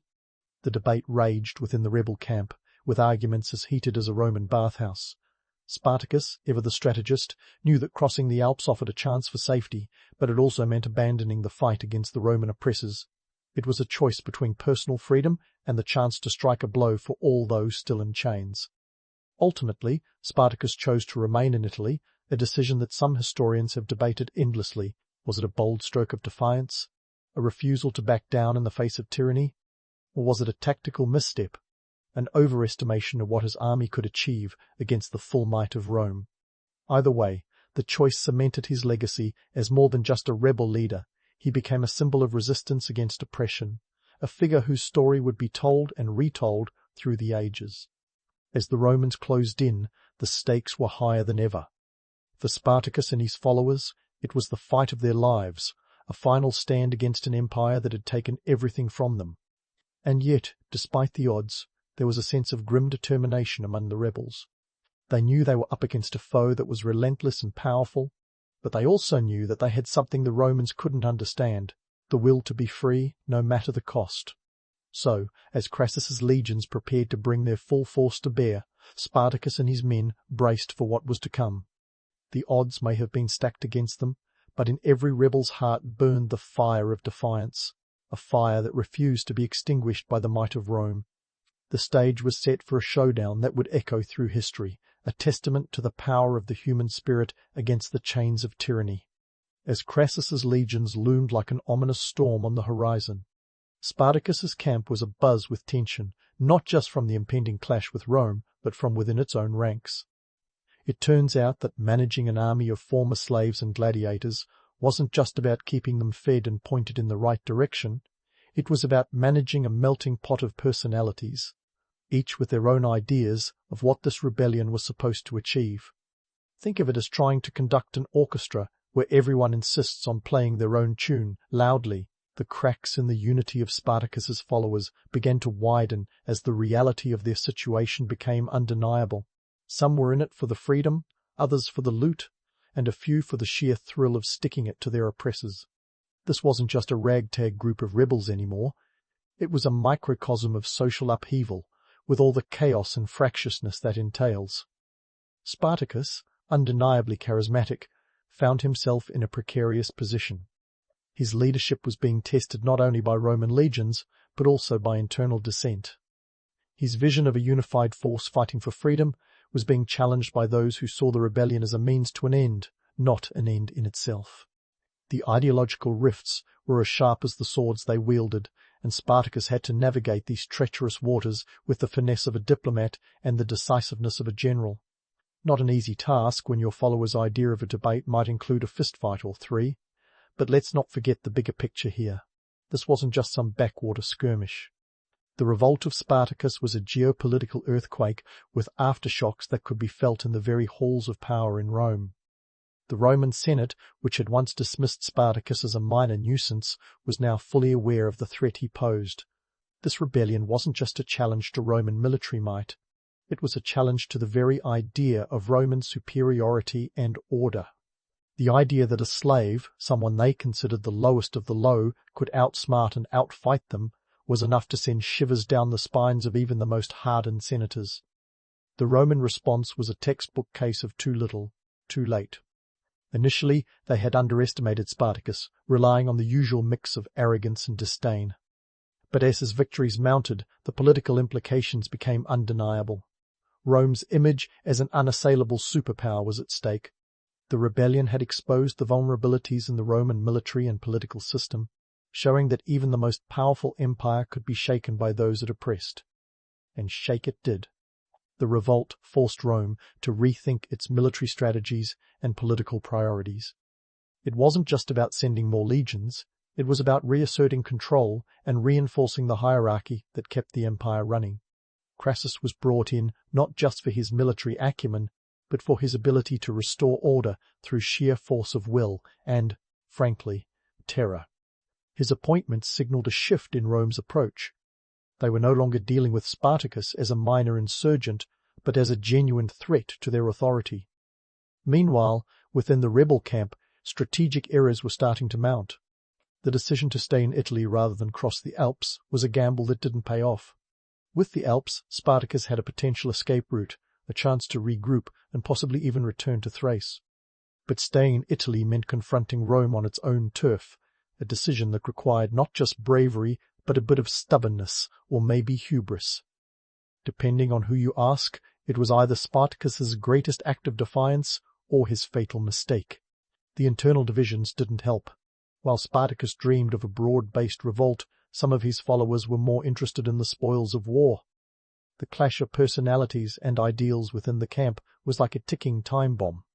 Spartacus, the reluctant leader, found himself mediating between competing factions, each with their own vision of victory. It was like herding cats, but these cats had swords and a penchant for rebellion. Modern leadership challenges? You bet. Spartacus was dealing with issues that would make any CEO break into a cold sweat, managing diverse motivations, keeping morale high, and maintaining focus on the ultimate goal, all while facing external threats that could crush you at any moment. His situation is a masterclass in crisis management and the perils of leadership when everyone has their own agenda. And yet, despite the internal strife and external pressures, the allure of Spartacus's rebellion remained. The romantic notion of a slave army challenging the might of Rome captivated the imagination, both then and now. It was a story of David versus Goliath, with all the drama and tension that entails. But behind the myth was the harsh reality of a rebellion on the brink, teetering between legendary status and catastrophic failure. As the Romans tightened the noose, the rebels faced their greatest challenge yet. Crassus, with his iron grip and ruthless tactics, was closing in with the kind of resolve that could only come from a man with everything to lose.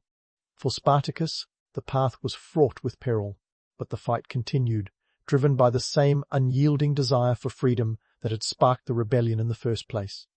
The end was drawing near, but the spirit of the rebellion, the defiance against oppression, the raw human will to resist, These were things that the Romans could never fully extinguish.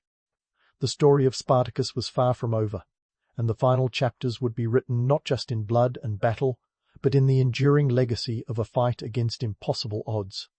As the two sides prepared for the ultimate showdown, the world held its breath, waiting to see if a former slave could truly defy an empire.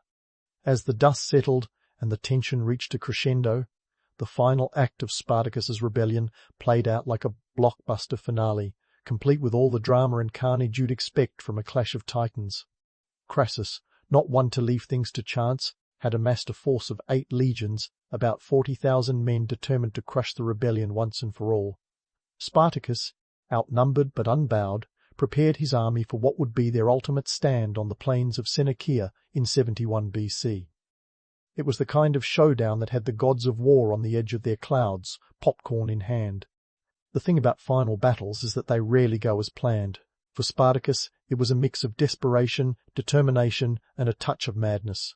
His strategy was straightforward: break through the Roman lines, create chaos, and hope for a miracle. If you're going to go down, you might as well go down swinging like you've got nothing to lose, which, let's face it, he didn't.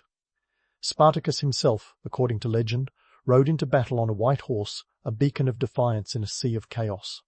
It's the kind of image that gets etched into the collective memory, even if the reality was more blood and less poetry. But let's not sugarcoat it. This was no glorious end. The battle was brutal, and the odds were stacked higher than the Colosseum. Crassus, with his disciplined legions, was prepared to grind the rebels down with the precision of a well-oiled war machine. The Roman strategy was methodical and relentless, exploiting the lack of cohesion among the rebels and their dwindling resources. The rebels fought fiercely, but the outcome was inevitable. The Roman legions, with their superior numbers and organization, began to turn the tide, and Spartacus's forces were gradually overwhelmed. In the thick of the fighting, Spartacus himself is said to have fought valiantly, cutting down enemies with the fury of a man who knew what was at stake. His exact fate remains a mystery. No one knows for sure if he fell in battle or managed to escape, wounded but alive.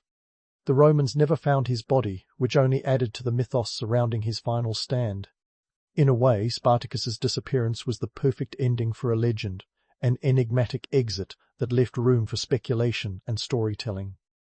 With the battle lost, the rebellion was effectively over, but the aftermath was as grim as the defeat itself. Crassus, not known for his mercy, made an example of the captured rebels. About 6,000 were crucified along the Appian Way, a gruesome reminder of Rome's power and a deterrent to any future uprisings. It was a death march of sorts, stretching from Capua to Rome, a testament to the brutal lengths Rome would go to maintain control. The message was clear: defy Rome, and you'll pay the price, literally and figuratively. The cost of insurrection was measured in lives, and Crassus was collecting. But let's pause here and dig a little deeper. The rebellion of Spartacus was more than just a series of battles and a tragic end. It was a seismic event that exposed the fragile underbelly of the Roman socio-economic system. The reliance on slave labor had created a society that was both prosperous and deeply unstable. Spartacus's rebellion was a wake-up call, a reminder that oppression breeds resistance. The economic context was inescapable. Rome's wealth was built on the backs of the enslaved, and that dependency was both a strength and a vulnerability. The political implications of the rebellion were equally significant. Rome, with its intricate web of power and politics, was forced to confront its own shortcomings. The Senate's initial failure to take Spartacus seriously was a blunder of epic proportions, one that highlighted the disconnect between Rome's ruling class and the realities of its empire.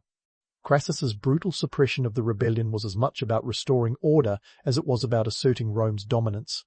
It was a reminder that power, once challenged, must be reasserted with unyielding force. And yet, despite the rebellion's failure, the story of Spartacus endured, evolving into a symbol of resistance and the fight against tyranny. The romanticized version of Spartacus as a hero for the ages stands in contrast to the harsh realities of his struggle. In truth, Spartacus was a complex figure, a leader, a rebel, a man caught in a conflict that was as much about survival as it was about ideals. His story captured the imagination not because it was a tale of victory, but because it was a testament to the human spirit's refusal to be broken. As time passed, the legend of Spartacus grew, fueled by artists, writers, and, eventually, Hollywood. His name became synonymous with the fight for freedom, an icon for those who dared to dream of a world without chains. The mythologizing of Spartacus is a tale in itself, how history shapes heroes, turning flesh and blood figures into symbols that transcend their time. It's a reminder that while history may be written by the victors, the stories of the defeated often have a way of enduring, reshaped, and retold until they become something larger than life. So, as we wrap up this saga of swords and rebellion, let's take a moment to reflect on what Spartacus's story teaches us. It's a narrative of defiance, of challenging the status quo, of daring to dream of a world that could be different. But it's also a reminder of the harsh realities of power, the complexities of leadership, and the brutal calculus of survival. Spartacus's legacy is a blend of myth and reality, a story that continues to resonate because it speaks to the universal desire for freedom and justice. In the end, Spartacus's rebellion was a spark that lit the fire of resistance, a testament to the enduring human spirit that refuses to be subdued. It's a story that asks us to question the narratives we're told, to look beyond the surface and seek the truths that lie beneath. And as we turn the final page, we find that the tale of Spartacus, though rooted in the past, continues to echo in the present, a timeless reminder of the power of the unconquerable will. In the grand theatre of 17th century France, where wigs were tall and egos taller, one man played the starring role with the finesse of a maestro and the cunning of a fox. Enter Cardinal Mazarin, the Italian-born power player who could juggle scandals like a circus act while never spilling a drop of his vin rouge. Born Giulio Raimondo Mazzarino in 1602 in the humble town of Piscina, Italy, Mazarin started life far from the gilded halls of Versailles, which he would later call his playground. This guy had the kind of charisma that could charm the pants off a statue, and he needed every ounce of it to navigate the snake pit of French politics. Before becoming the ultimate puppet master of France, Mazarin's early life was a kaleidoscope of military maneuvers, diplomatic missions, and a knack for being in the right place at the right time. He wasn't just some Italian kid with a dream, he was a strategic genius who played his cards like a seasoned gambler. In his 20s, Mazarin was already schmoozing with the big guns, thanks to his work as a papal diplomat. You could say he was networking before LinkedIn made it cool. His charm offensive worked wonders, and it wasn't long before the French court took notice.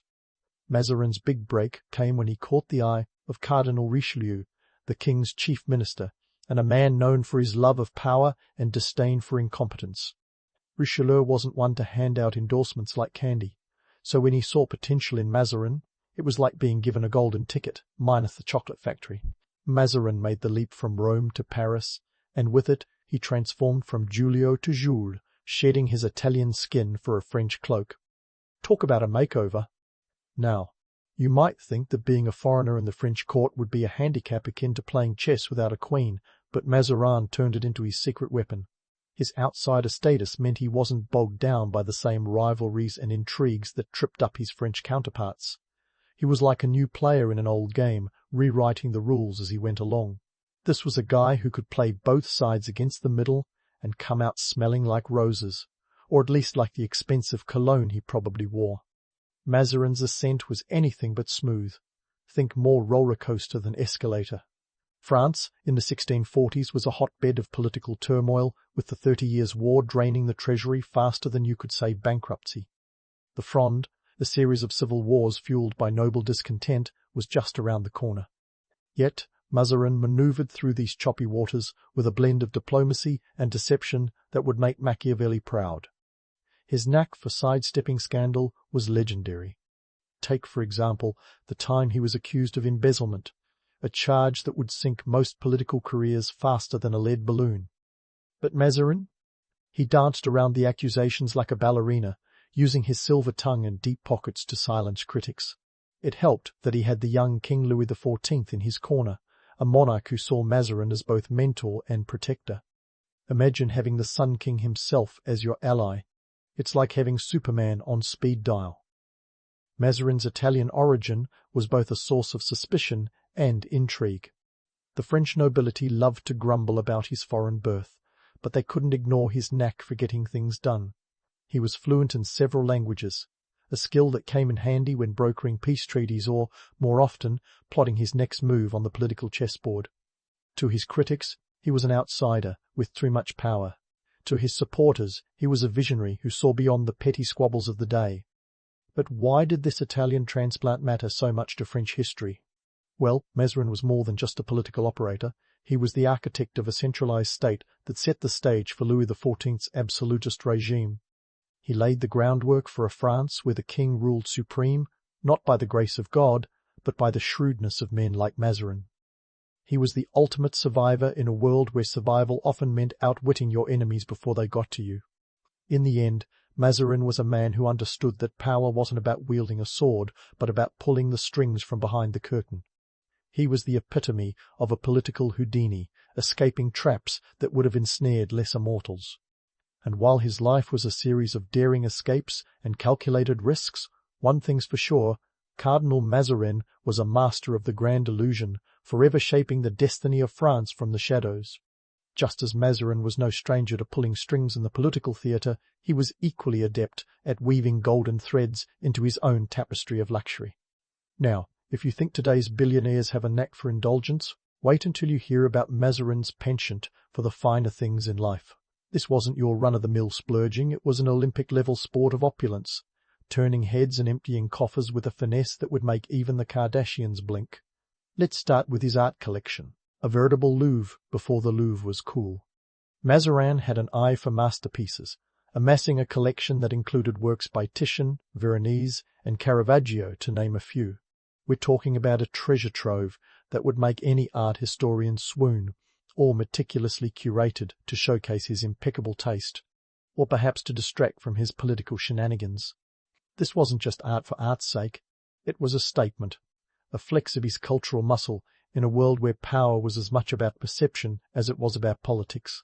And oh, the jewels. Mazarin's collection was the stuff of legend, including the famous Mazarin diamonds, a set of 18 stones that could blind you with their brilliance. Acquiring jewels was more than a hobby, it was a calculated move to cement his status among Europe's elite. These weren't just shiny baubles, they were insurance policies against the whims of fortune, tangible assets in an era where loyalty could vanish faster than a magician's rabbit. But let's be real, all this glam came with a price tag that could fund a small army, or at least buy a few dozen baguettes for the starving masses. And therein lay the rub. While Mazarin was busy playing the role of art aficionado and gem collector, France was teetering on the brink of financial ruin. The 30 Years' War had left the country with a debt so massive it would make modern fiscal crises look like pocket change. France was like a ship with a golden hull, but the captain was dining on caviar as it sank. The contrast between Mazarin's lavish lifestyle and the economic despair of France was sharper than a guillotine's blade. The common folk, whose bread had long turned to cake, found themselves in a bind. While Mazarin was draped in silks and dripping in jewels, they were grappling with a reality more grim than a Dickens novel. This disparity did not go unnoticed. Enter the Mazarinades' pamphlets that lampooned the Cardinal with the kind of biting satire that would make today's late-night hosts proud. These pamphlets were the 17th century equivalent of a Twitter roast, written in the language of the people and circulated like juicy gossip. They accused Mazarin of everything from embezzlement to witchcraft, painting him as a villain in the grand drama of French politics. He was caricatured as a greedy foreigner, a puppet master pulling the strings while France danced to his tune. Think of them as the original fake news, with a kernel of truth wrapped in layers of hyperbole. But Mazarin, ever the schemer, handled this public ridicule with the grace of a duck in a rainstorm. Instead of quacking under pressure, he let the criticism roll off his back, never letting it ruffle his feathers. He understood that the real game was played behind closed doors, in shadowy rooms where deals were made, not in the marketplace of public opinion. His strategy was simple. While the public fumed, he focused on keeping the king's favour. After all, why worry about a few disgruntled pamphleteers when you have the Sun King in your pocket? So, how did Mazarin maintain his grip on power amid such scorn? Well, his answer was as old as politics itself: divide and conquer. By playing various factions against each other, he ensured that no single group could gain enough traction to pose a serious threat. It was a balancing act worthy of a tightrope walker, constantly shifting alliances to keep his enemies off balance. He understood that in the world of politics, stability was a mirage and adaptability was king. But let's not get too carried away. Mazarin wasn't some omnipotent mastermind. He was a man of his times, dealing with pressures and pitfalls as best he could. Yet his ability to navigate the choppy waters of French politics with such aplomb was nothing short of remarkable. He was the ultimate survivor, a testament to the power of wit and charm in an age where both were often in short supply. In the end, Mazarin's story is one of contrasts.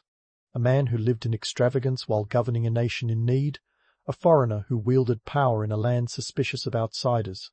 He was a master of the grand illusion, crafting an image that both dazzled and deceived. And while the Mazarinades might have painted him in a less than flattering light, they also immortalized him as a figure of intrigue and ambition. Whether you see him as a villain or a visionary, one thing is clear. Cardinal Mazarin was a man who understood the art of living large, even as the world around him threatened to crumble. But for Mazarin, living large wasn't just about jewels and paintings, it was about playing the grandest game of all, diplomacy.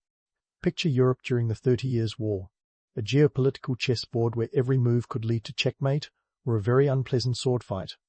In this tumultuous era, Cardinal Mazarin didn't just play the game, he rewrote the rules and invented a few new pieces while he was at it. The 30 Years' War was a continental brawl that had started in 1608 and dragged on until 1648, pitting Catholics against Protestants, but also dragging in a who's who of European power players. By the time Mazarin stepped onto the stage, France was embroiled in this costly conflict, not so much out of religious fervour, but because it was a prime opportunity to stick it to their perennial frenemy, the Habsburgs. Think of it like a neighbourhood feud, but with more cannons and fewer garden gnomes. Mazarin's diplomatic strategy during this war was as subtle as a well-played hand of poker, never revealing more than necessary and bluffing when the stakes were high. He was all about making alliances that were as flexible as a yoga instructor, ensuring that France always had a partner to back them up, or at least someone else to blame if things went south. Take, for instance, his dealings with Sweden, a partnership that was as unlikely as it was effective. By supporting the Swedes, Mazarin managed to keep the Habsburgs off balance without committing too many of France's own resources. It was like outsourcing your dirty work while keeping your hands clean. But Mazarin's real coup de grace came in the form of the Peace of Westphalia in 1648, a treaty that ended the war and redefined the map of Europe. This wasn't just a peace agreement, it was the diplomatic equivalent of a mic drop. Mazarin and his team of negotiators, who likely had calluses from all the handshaking, managed to secure terms that not only favoured France but also weakened the Habsburgs, ensuring that the French crown emerged more powerful than ever.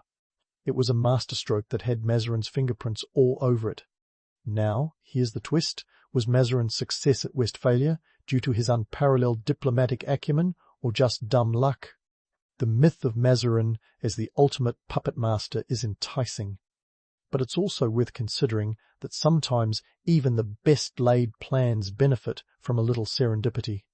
The political landscape was shifting beneath everyone's feet, and Mazarin was simply better at surfing the waves than most of his contemporaries. He had an uncanny ability to turn setbacks into opportunities, a quality that suggests as much intuition as intellect. The Peace of Westphalia was a complex tapestry of negotiations that took years to finalize, involving not just France and the Holy Roman Empire, but also Sweden, Spain, and the Dutch Republic. It's safe to say that Mazarin had to juggle more egos than a Hollywood agent. Yet, he emerged with a deal that recognized the independence of the Dutch and Swiss, while also ensuring that the German princes had a say in their own affairs. This was a radical shift from the centralized power structures that had dominated Europe, and Mazarin's fingerprints were all over it. This treaty also introduced the concept of state sovereignty, a revolutionary idea at the time that nations should be free to govern themselves without external interference. You could argue that Mazarin helped lay the groundwork for the modern international system, even if he was simply trying to make life difficult for the Habsburgs. Imagine that, a political maneuver that accidentally progresses civilization. Now that's what you call a happy accident. Yet, let's not get too starry-eyed. While Mazarin's diplomatic achievements were groundbreaking, they were also self-serving. Every move was calculated to bolster France's standing and, by extension, his own. If the myth paints him as a benevolent statesman, the reality is a bit more Machiavellian. His actions were as much about consolidating power as they were about peace. The man knew that a stable Europe meant a stable France, and a stable France meant more time for him to relish the finer things in life without pesky wars interrupting his dinner parties. As we dive deeper into Mazarin's saga, it becomes clear that his legacy is not a simple tale of good versus evil, but a complex narrative of ambition, strategy, and a fair bit of fortune. Whether you see him as a genius or a lucky opportunist, one thing is irrefutable. Mazarin had a knack for turning the tides of history to his own advantage. And in a world where alliances were as changeable as the weather, that made him not just a survivor, but a master of the political arts. So, was Mazarin's success the result of sheer cunning or fortuitous timing? Perhaps it was a bit of both. The man was shrewd, no doubt, but he also knew how to ride the waves when the wind was in his favour. Whether he was the puppeteer or just a very skilled player in a larger game is a question that remains open for debate. But as we continue to unravel the intricacies of his life and times, one thing becomes increasingly clear. Mazarin was a force to be reckoned with, a man who understood that in the game of power, it's not just about having the best hand but knowing when to play it. When you think of a cardinal, you might picture a red-robed clergyman whispering prayers in a cathedral. But for Cardinal Mazarin, whispering was reserved for political plots, and his cathedral was the chaos of 17th century France. By the time the Fronde rebellion rolled around, Mazarin was like a political Houdini, constantly escaping traps with the kind of nonchalance that would make even James Bond raise an eyebrow. The Fronde, starting in 1648, was less a single rebellion and more a series of noble tantrums, each with its own flavour of chaos. Picture an epic soap opera with nobles flipping tables instead of hearts. What made it all the more absurd was that these nobles were revolting against a cardinal, a man of the cloth who had somehow wound up being the most powerful person in France, second only to young King Louis XIV. Imagine a game of royal hide-and-seek, only the stakes were a bit higher than just bragging rights. Now, let's dive into the nuts and bolts of the Fronde.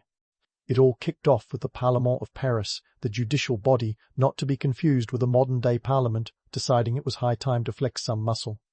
They were tired of Mazarin's heavy-handed taxation, which was as popular as a skunk at a garden party. These taxes were necessary, mind you, to fund France's war efforts and keep the state's coffers from running on empty. But try telling that to a populace already pinched by poverty and nobles who were allergic to paying their fair share. On August 26, 1648, the Parlement issued a series of reforms, essentially giving Mazarin the political equivalent of a slap in the face. In response, Mazarin did what any seasoned political operator would do. He ordered the arrest of several Parlement leaders. Cue the dramatic outcry. This sparked the first phase of the Fronde of the Parlement, leading to barricades in the streets and a general sense of, "We've had enough," among the people of Paris. It was like a medieval version of a street protest, only with more swords and fewer hashtags.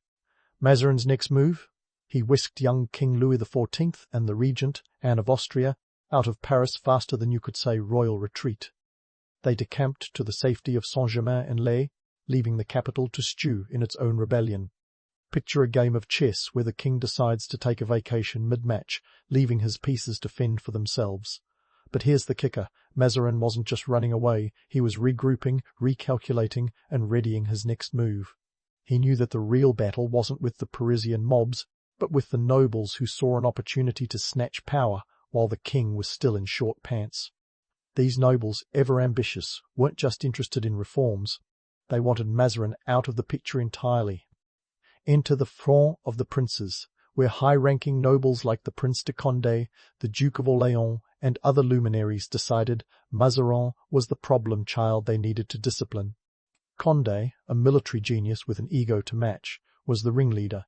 He saw himself as the hero of the day, but in reality he was about to engage in a level of political musical chairs that would have made even Machiavelli dizzy. In the midst of this aristocratic squabble, Mazarin demonstrated his mastery of the art of the political comeback.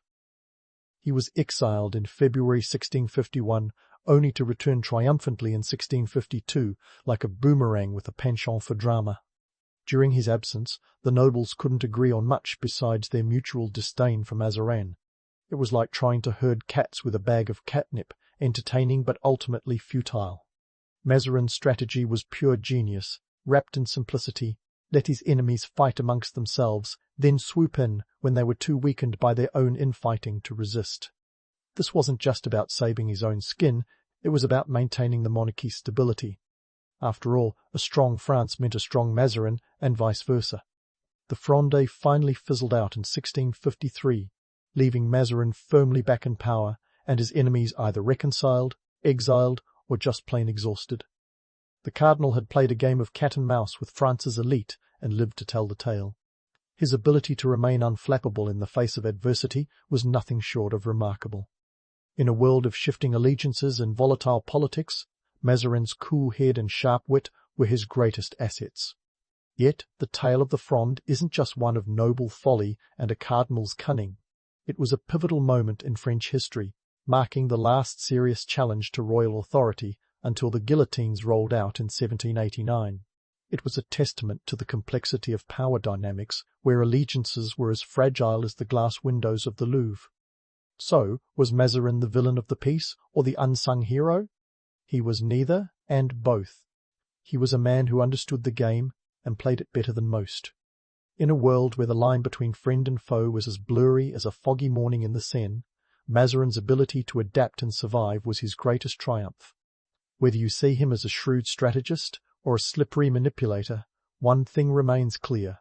Cardinal Mazarin was a man who knew how to keep his finger on the pulse of power, even when that pulse was erratic at best. As we close this chapter on the Fronde, remember that Mazarin's story is far from over. His legacy, much like his life, is a tapestry of ambition, intrigue, and the occasional escape reminiscent of a fantastical French farce. Stay tuned, because the final act of Mazarin's saga promises to be as riveting and unpredictable as the man himself.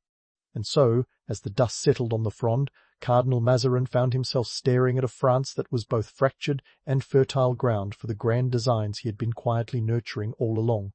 If his life were a play, this would be that moment when the spotlight shines a little brighter and the audience leans forward in their seats, knowing something big is about to happen. Enter stage left, the legacy of Cardinal Mazarin, the man behind the curtain who somehow managed to spin chaos into a new order. First things first, let's talk about the Sun King, Louis XIV. Mazarin was the man who moulded this young monarch like a sculptor chiseling away at marble until a statue of sheer authority emerged. When Mazarin passed away in 1661, the 22-year-old Louis declared he would rule without a chief minister. Now, Louis might as well have shouted, "Thanks, Mazarin, but I've got it from here." But make no mistake, Mazarin had already turned the French monarchy into his own Frankenstein's monster. Powerful, centralized, and terrifyingly effective. Mazarin had taught Louis the ins and outs of ruling with an iron fist wrapped in the finest velvet. Through the Peace of Westphalia and the aftermath of the Fronde, Mazarin had shown the young king the importance of keeping friends close and potential usurpers even closer. He understood the delicate dance that was European diplomacy and made sure Louis could waltz his way through it without stepping on too many toes. The legacy here? A foundation so solid that Louis XIV could embark on his grand project of absolute monarchy, turning Versailles into his gilded cage of power and privilege. Now, the centerpiece of Mazarin's legacy is setting the stage for what would become the epitome of autocratic rule, Louis XIV's reign.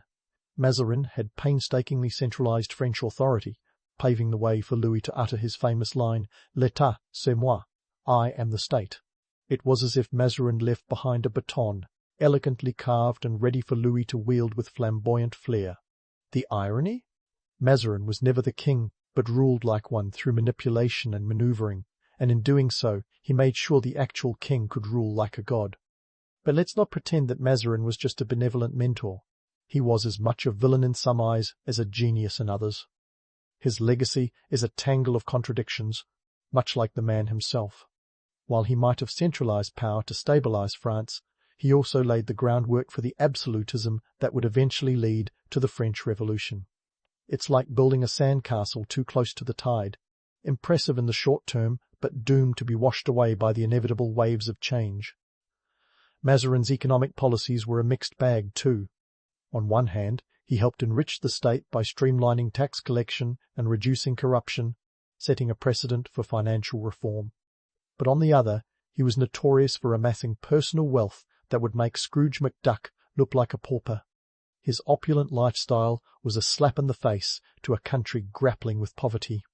His penchant for luxury was both a statement of power and a glaring disconnect from the everyday struggles of the French populace. And what about the Mazarin mythos? The pamphlets that painted him as a foreign puppet master, a villain pulling the strings behind the French throne, were both a testament to his influence and a reflection of the xenophobia of the time. Despite, or perhaps because of, his Italian roots, Mazarin became the quintessential French insider. He was the ultimate outsider who'd become an insider, a paradox that made him both feared and revered. In a way, Mazarin's legacy was a masterclass in how to turn public perception into a weapon, wielding it skillfully to maintain his grip on power. In the grand tapestry of European politics, Mazarin's handiwork is woven into the fabric of the continent's history. His role in the Peace of Westphalia didn't just end a war, it reshaped the concept of nation-states and sovereignty, concepts that still hold sway today. He was a man who played the long game, and while he might not have always played fair, few could argue with the results. He was, in essence, a political alchemist, turning the lead of conflict into the gold of diplomacy. Yet, let's not gild the lily too much. Mazarin was also a master opportunist, a man who understood that sometimes the best way to survive was to simply outlast everyone else. His ability to navigate political storms with the grace of a seasoned captain was legendary, but it was his knack for making everyone else believe they needed him that truly set him apart. Whether he was a hero or a villain depends on which end of the telescope you're looking through, but one thing is clear. Mazarin was a man who understood the art of survival in an era where survival was the ultimate accolade. So, what do we make of Mazarin today? Is he the Machiavellian mastermind or the misunderstood genius? The truth, as always, is likely somewhere in between. Maybe Mazarin's greatest legacy is the lesson that in politics, as in life, audacity and intelligence are two sides of the same coin. His life is a testament to the power of wit, charm, and the occasional well-timed retreat. He was a man who knew when to hold 'em and when to fold 'em in a game where the stakes were nothing less than the fate of a nation. As we finally draw the curtain on Mazarin's saga, what remains is the undeniable fact that his life was a whirlwind of ambition, intrigue, and indomitable will. His story is a reminder that history is not just about kings and wars, but about the individuals who dared to dream bigger, to push boundaries, and to play the game of power with unyielding determination. Mazarin's legacy is as complex as he was, a blend of brilliance and bravado that continues to fascinate and confound historians to this day. Whether you raise a glass to him as a hero or curse his name as a villain, one thing is for certain: Cardinal Mazarin was a man who knew how to leave a mark on history, and it's a mark that still echoes through the corridors of time. The ancient Egyptians were so much more than pyramid-obsessed sun-worshippers with a penchant for eyeliner. They were math whizzes too, with a number system that makes the modern mind blink a few times. Think base, 10, like our decimal system, but without the little hero we call zero. That's right, zero was missing in action, a concept that would make any modern-day accountant break into a cold sweat. But somehow, these ancient folks managed to build a civilization that was the envy of the ancient world, complete with massive stone monuments and a functioning bureaucracy that would make your local DMV look like a lemonade stand. The Egyptian number system was as straightforward as a pharaoh's edict. It was a decimal system relying on symbols for 1, 10, 100, 1,000, 10,000, 100,000, and 1 million. The symbol for 1 was a simple vertical line, which worked great until you needed to write, say, 9,999. Hey, at least they got a good wrist workout. For 10, they used a heel bone, a fitting choice for a society that knew a thing or two about walking like an Egyptian. 100 was a coil of rope, likely no coincidence in a culture that loved its knots. The 1,000 symbol was a flower, a nod to the Nile's lush offerings. 10,000 was a finger, which might have been their way of saying, we count on our hands, but we're not barbarians. 100,000 was a tadpole, maybe because no one could fathom needing to count that high unless they were keeping tabs on the pharaoh's fish collection. And 1 million was a figure of a god with arms raised, likely praying for the patience to count that far. Now, why no zero? Well, in a society where everything revolved around cycles, floods, seasons, taxes, there wasn't much use for a concept that represented nothingness. Zero's absence didn't stop these math geniuses from figuring out how to harvest the Nile's bounty or ensure the pharaoh's tomb was packed to the gills with treasure. If the IRS had existed back then, they'd have been impressed. The Egyptians managed to tax their people efficiently, even without spreadsheets or accountants. They used a system based on the inundation of the Nile and the subsequent prosperity of the fields. If the river gods were generous and the crops were bountiful, the tax collectors would come knocking with a little more enthusiasm. Math wasn't just for keeping the royal treasury in the black. The Egyptians were master builders, and their mathematical prowess was the secret sauce behind their architectural feats. They used math to calculate the angles of pyramids, align temples with celestial bodies, and ensure that their monuments would stand for millennia. Their calculations were precise enough to make a modern-day engineer nod in approval, and all without the aid of calculators or computer-aided design software. It was all stones, ropes, and a frightening amount of manpower. The practicality of Egyptian mathematics also seeped into everyday life, like calculating rations for workers or organizing labor for those big construction projects.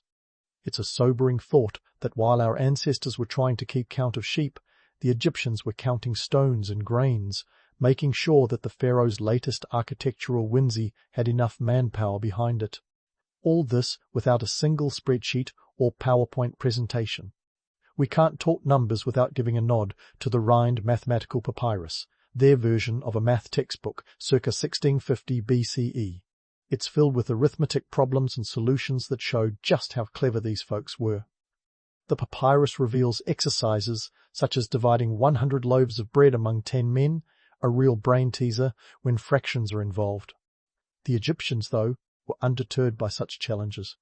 They broke numbers down into sums of distinct unit fractions, a method that sounds complicated but was as natural to them as measuring time by the sun. And that's the thing with the Egyptians. They didn't just use math for grandiose projects or tax schemes.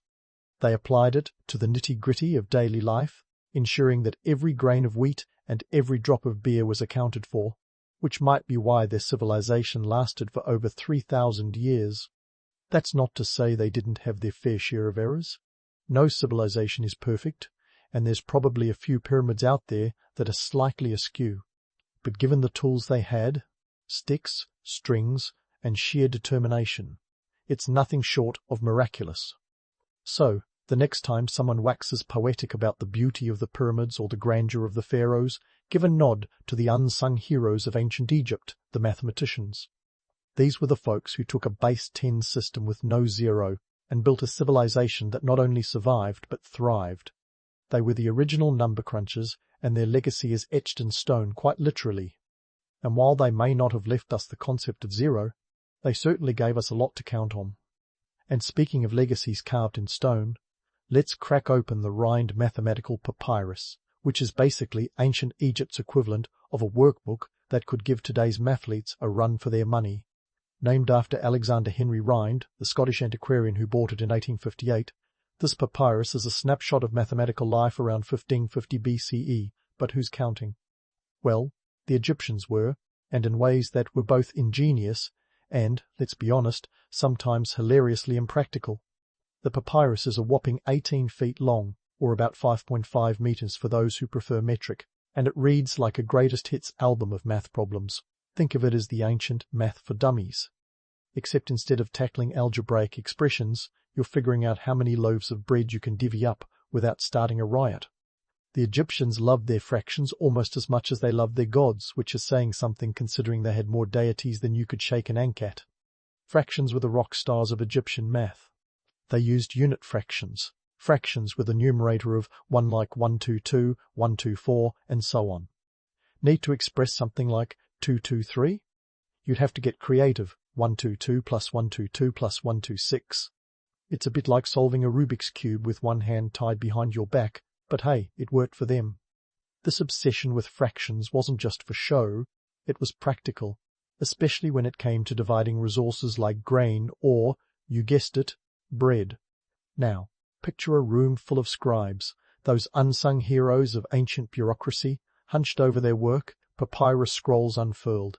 They were the original desk jockeys, tasked with solving problems that were as much about survival as they were about arithmetic. One problem from the Rhine papyrus asks how to distribute 100 loaves of bread among 10 men, a seemingly simple task, until you realize that each man doesn't just want an equal share.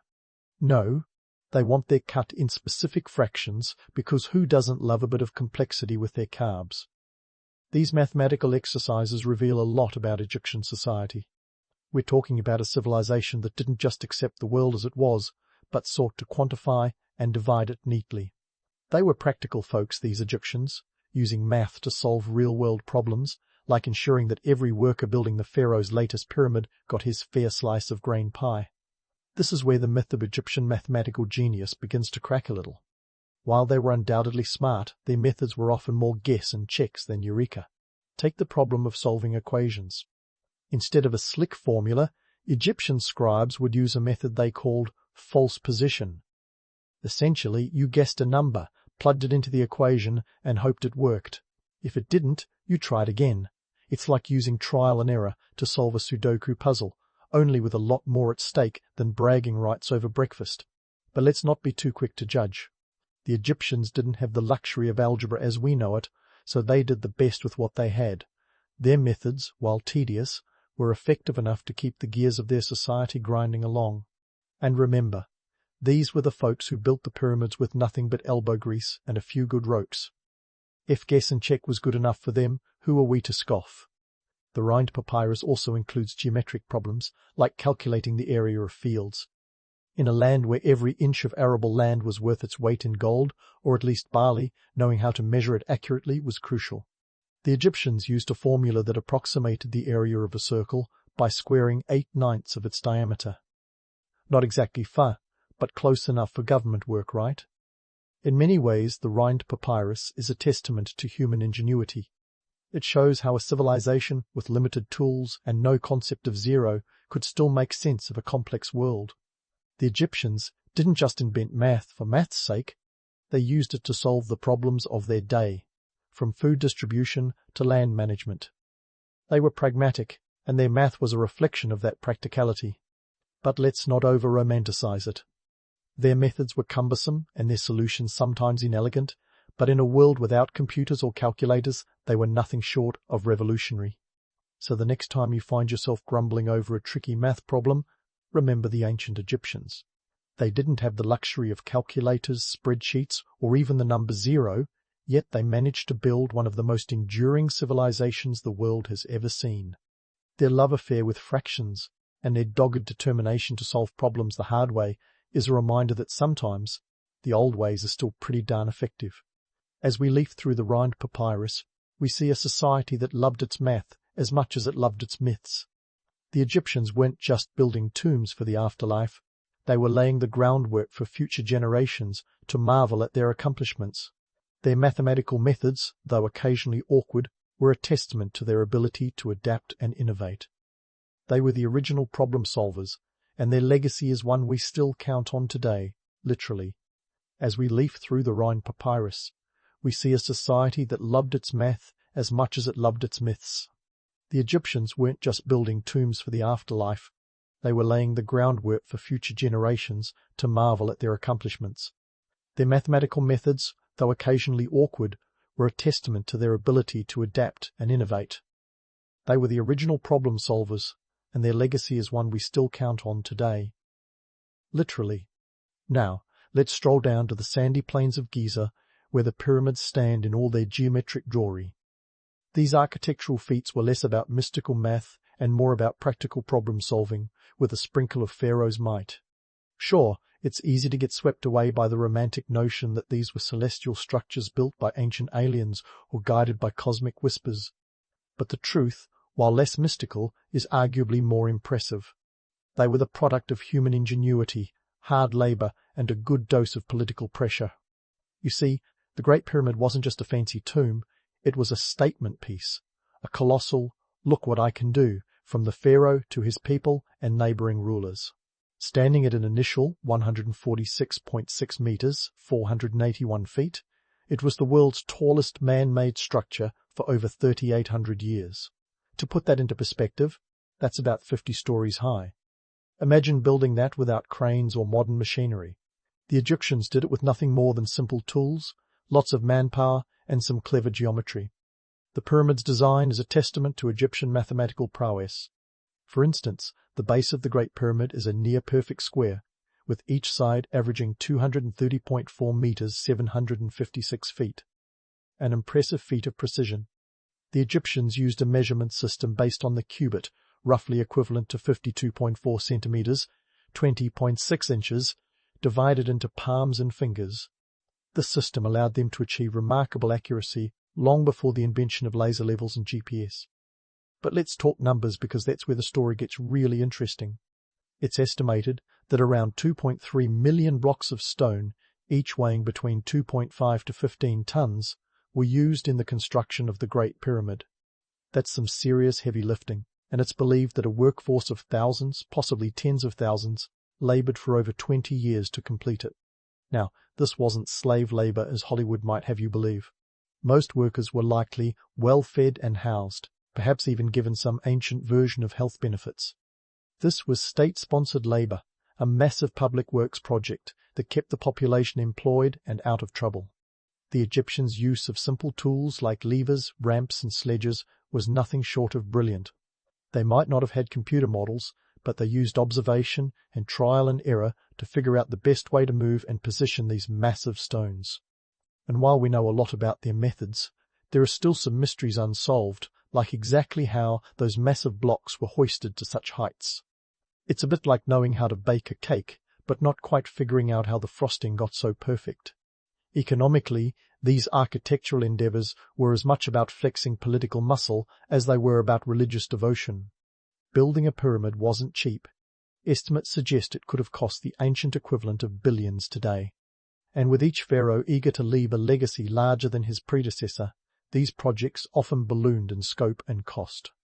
Sound familiar? If you've ever witnessed a modern infrastructure project spiraling out of budget, you'll know that some things never change. Pharaohs used these grand projects to showcase their divine right to rule, but they also had a practical side. Employing thousands of workers meant redistributing resources and wealth, keeping the economy bustling and the people fed. In a way, these were ancient stimulus packages wrapped in limestone and mystique. And of course, there was a fair share of creative accounting involved.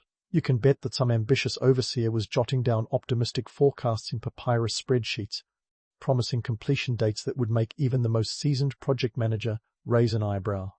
The geometry of these monuments was not just for show, it had practical purposes too. The pyramids were aligned with astonishing precision to the cardinal points and celestial bodies. The Great Pyramid, for example, is aligned to true north with an error of just 1/15 of a degree. This wasn't just a feat of engineering, but also an expression of the Egyptian obsession with the cosmos. Their world was one where the heavens and earth were deeply intertwined, and the pharaoh's resting place needed to reflect this celestial harmony. But let's not get too carried away with the romance of it all. While the pyramids are indeed wonders of the ancient world, they were also massive undertakings driven by an ambitious elite. Pharaohs needed these projects to assert control and legitimize their reign. The grandeur of the pyramids served to remind everyone just who was in charge. After all, nothing says, "I'm the top dog," quite like a 6 million-ton monument made of stone. In essence, while the pyramids evoked images of mystic rituals and divine purpose, they were also products of their time, symbols of power, politics, and economic necessity. They were the ancient Egyptian equivalent of modern skyscrapers, each one taller and more opulent than the last. And just like today's urban landscapes, they were as much about making a statement as they were about practical use. So next time you think of the pyramids, remember them not just as ancient marvels, but also as monumental reminders of human ambition, ingenuity, and the eternal dance between power and the purse strings. These weren't just tombs, they were the ultimate act of keeping up with the Joneses, Pharaoh style. And if that doesn't make you view them in a whole new light, I don't know what will. Yet, as much as the pyramids were the ultimate in stone-carved braggadocio, they were also a testament to how the Egyptians used their mathematical savvy to reach for the stars, literally. Let's dive into the celestial dance that was the Egyptian cosmos and how their temples were the stage. Ancient Egyptian religion was a cosmic soap opera where gods weren't just floating in some nebulous realm, but were very much part of the daily grind. The Egyptians believed that the heavens were a reflection of the earth, a mirror where celestial events had earthly counterparts. Enter mathematics, the Egyptians' go-to tool for aligning their spiritual and physical worlds. They weren't just building temples, they were crafting cosmic compasses, ensuring that divine energy flowed in all the right directions. Take, for example, the Temple of Karnak, the sprawling complex that makes your neighborhood mega-mall look like a pop-up shop. It wasn't just randomly plopped down in the desert.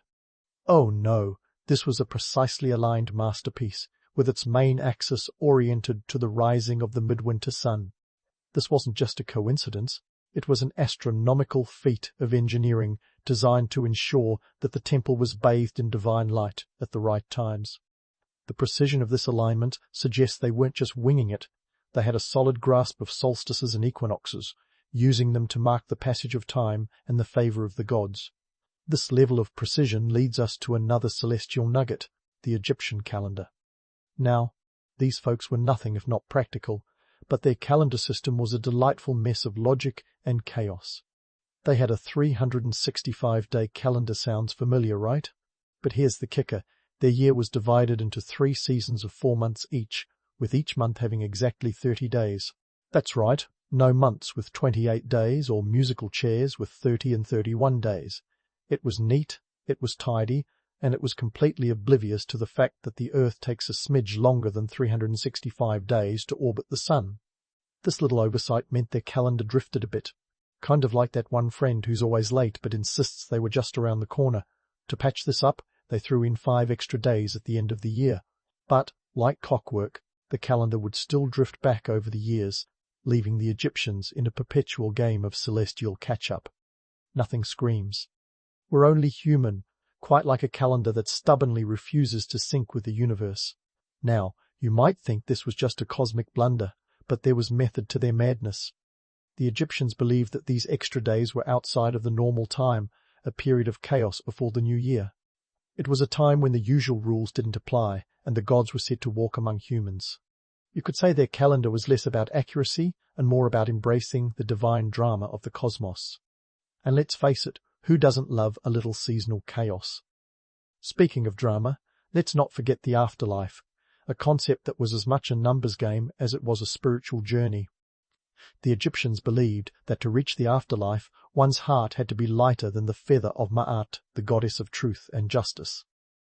This wasn't just a poetic metaphor, it was a mathematical equation of the soul. The Egyptians meticulously recorded their deeds, weighing their actions like an accountant tallying debits and credits. It's a poignant reminder of how humanity has always tried to quantify the qualitative, to make sense of the intangible through numbers and measurements. The precision of their mathematics wasn't just about building monuments or aligning to celestial bodies. It was about ensuring balance and harmony in every aspect of life and death. This quest for cosmic equilibrium was reflected in their art, their architecture, and their daily lives. They weren't just constructing temples or pyramids, they were crafting a universe where everything had its place and purpose. So, while we might chuckle at their calendar conundrums or their love of fractions, it's clear that the Egyptians were onto something far more profound. They were using mathematics not just as a tool for physical construction, but as a way to decode the mysteries of existence. Their precision wasn't just about keeping the pharaoh's accountants busy, it was about seeking order in a universe that often seemed anything but orderly. In this quest for cosmic understanding, the Egyptians remind us of the timeless human desire to connect with something greater than ourselves, to find our place in the grand scheme of things. From the precise alignment of their temples to the weight of a soul, they were constantly measuring, calculating, and seeking balance. It's a journey as old as time itself, echoing through the ages and reminding us that while civilizations rise and fall, the quest for understanding is eternal. As we continue to unravel their story, we find a civilization that wasn't content to simply exist. They pushed the boundaries of what was possible with the tools they had, using mathematics as both a hammer and a chisel to carve their place in history. Their legacy isn't just the monuments they left behind, but the timeless lessons they offer about the power of human curiosity and ingenuity. And as we explore further, we'll see that while their methods were ancient, Their aspirations were timeless, bridging the gap between myth and math in a way that still captivates us today. And speaking of bridging gaps, let's cross over from the Egyptian sands to the marble halls of ancient Greece, where the seeds of Egyptian mathematics found fertile ground.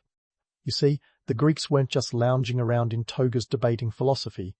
They were also hardcore math enthusiasts.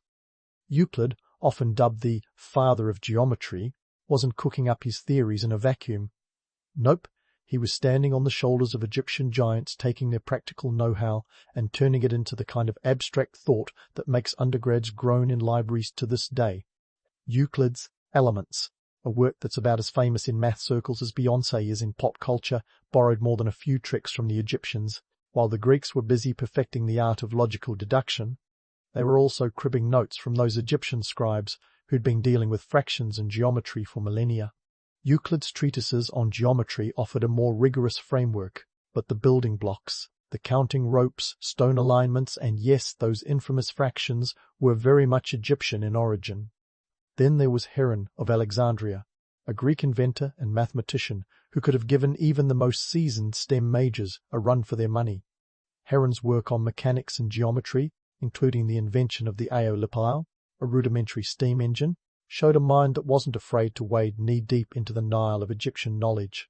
He took the Egyptian approach to solving practical problems and applied it to his own inventive pursuits, which included everything from automata to water clocks. Heron's formulas for calculating areas of triangles and other shapes were heavily influenced by the Egyptian knack for measurement and precision. But let's not give all the credit to the Greeks.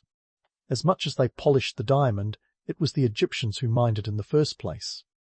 The myth that modern civilization just stumbled upon advanced math as if it were some cosmic lottery win is, frankly, a bit of a joke. The Egyptians were already knee-deep in numbers while the rest of the world was still figuring out fire. They laid the groundwork for the algebra, geometry, and trigonometry that would eventually become the bedrock of modern science and engineering. And speaking of laying groundwork, let's not forget how these mathematical principles trickled down through history like a particularly stubborn Nile flood. The Islamic Golden Age, a period from the 8th to the 14th century, saw scholars like Al-Khwarizmi, whose name, fun fact, gives us the word algorithm, take these ancient concepts and run with them. They didn't just preserve Greek and Egyptian knowledge, they expanded it, creating a bridge between the ancient and modern worlds. Without this cultural relay race, the Renaissance might have been the cultural equivalent of a dry season. Fast forward a few centuries, and you find yourself in the Age of Enlightenment, where thinkers like Isaac Newton and René Descartes were busy revolutionizing science with mathematical principles that owe a nod to their Egyptian ancestors. The calculus that students dread today has its roots in the kind of practical problem solving that Egyptian scribes would have found laughably familiar. After all, calculating the area under a curve isn't so different from figuring out how much barley is owed to the pharaoh. Yet, despite all this borrowing and building, the myth persists that modern civilization invented advanced math all on its own. It's a bit like claiming you created the ultimate sandwich without acknowledging the genius who first thought to slice bread. The romance of the lone genius is appealing, sure, but history is more of a relay race than a solo sprint. So, what does this all mean for us today? For starters, it's a reminder that the sands of time can often obscure more than they reveal. There's likely more knowledge buried beneath Egypt's shifting dunes, waiting to be unearthed by some intrepid archaeologist or historian. Every time we dig a little deeper, we unearth more evidence that the Egyptians were ahead of their time, both in their astronomical alignments and their mathematical sophistication. And here's a final thought to chew on. What other, lost knowledge might still be buried beneath the sands, waiting to shake up our understanding of history? We like to think of ourselves as the pinnacle of human achievement, but the Egyptians remind us that every peak stands on the shoulders of past summits. Their legacy, etched in stone and papyrus, is a testament to the timeless human drive to understand the world through numbers and logic. In the grand tapestry of history, the Egyptians were the weavers, threading the warp and weft of mathematical thought that continues to shape our world today. Their methods might seem quaint or even cumbersome by modern standards, but the elegance of their solutions and the breadth of their vision are undeniable. They didn't just build monuments or measure fields. They laid the foundations for civilizations to come. So next time you're grappling with a tricky equation or marveling at a towering skyscraper, tip your hat to those ancient Egyptians. They may not have left us the concept of zero, but they certainly gave us a lot to work with. In the end, their legacy is more than just pyramids and papyri. It's the enduring reminder that even in the ancient world, math was as much about understanding the universe as it was about building it. And if that doesn't make you look at your calculator with a little more respect, I don't know what will.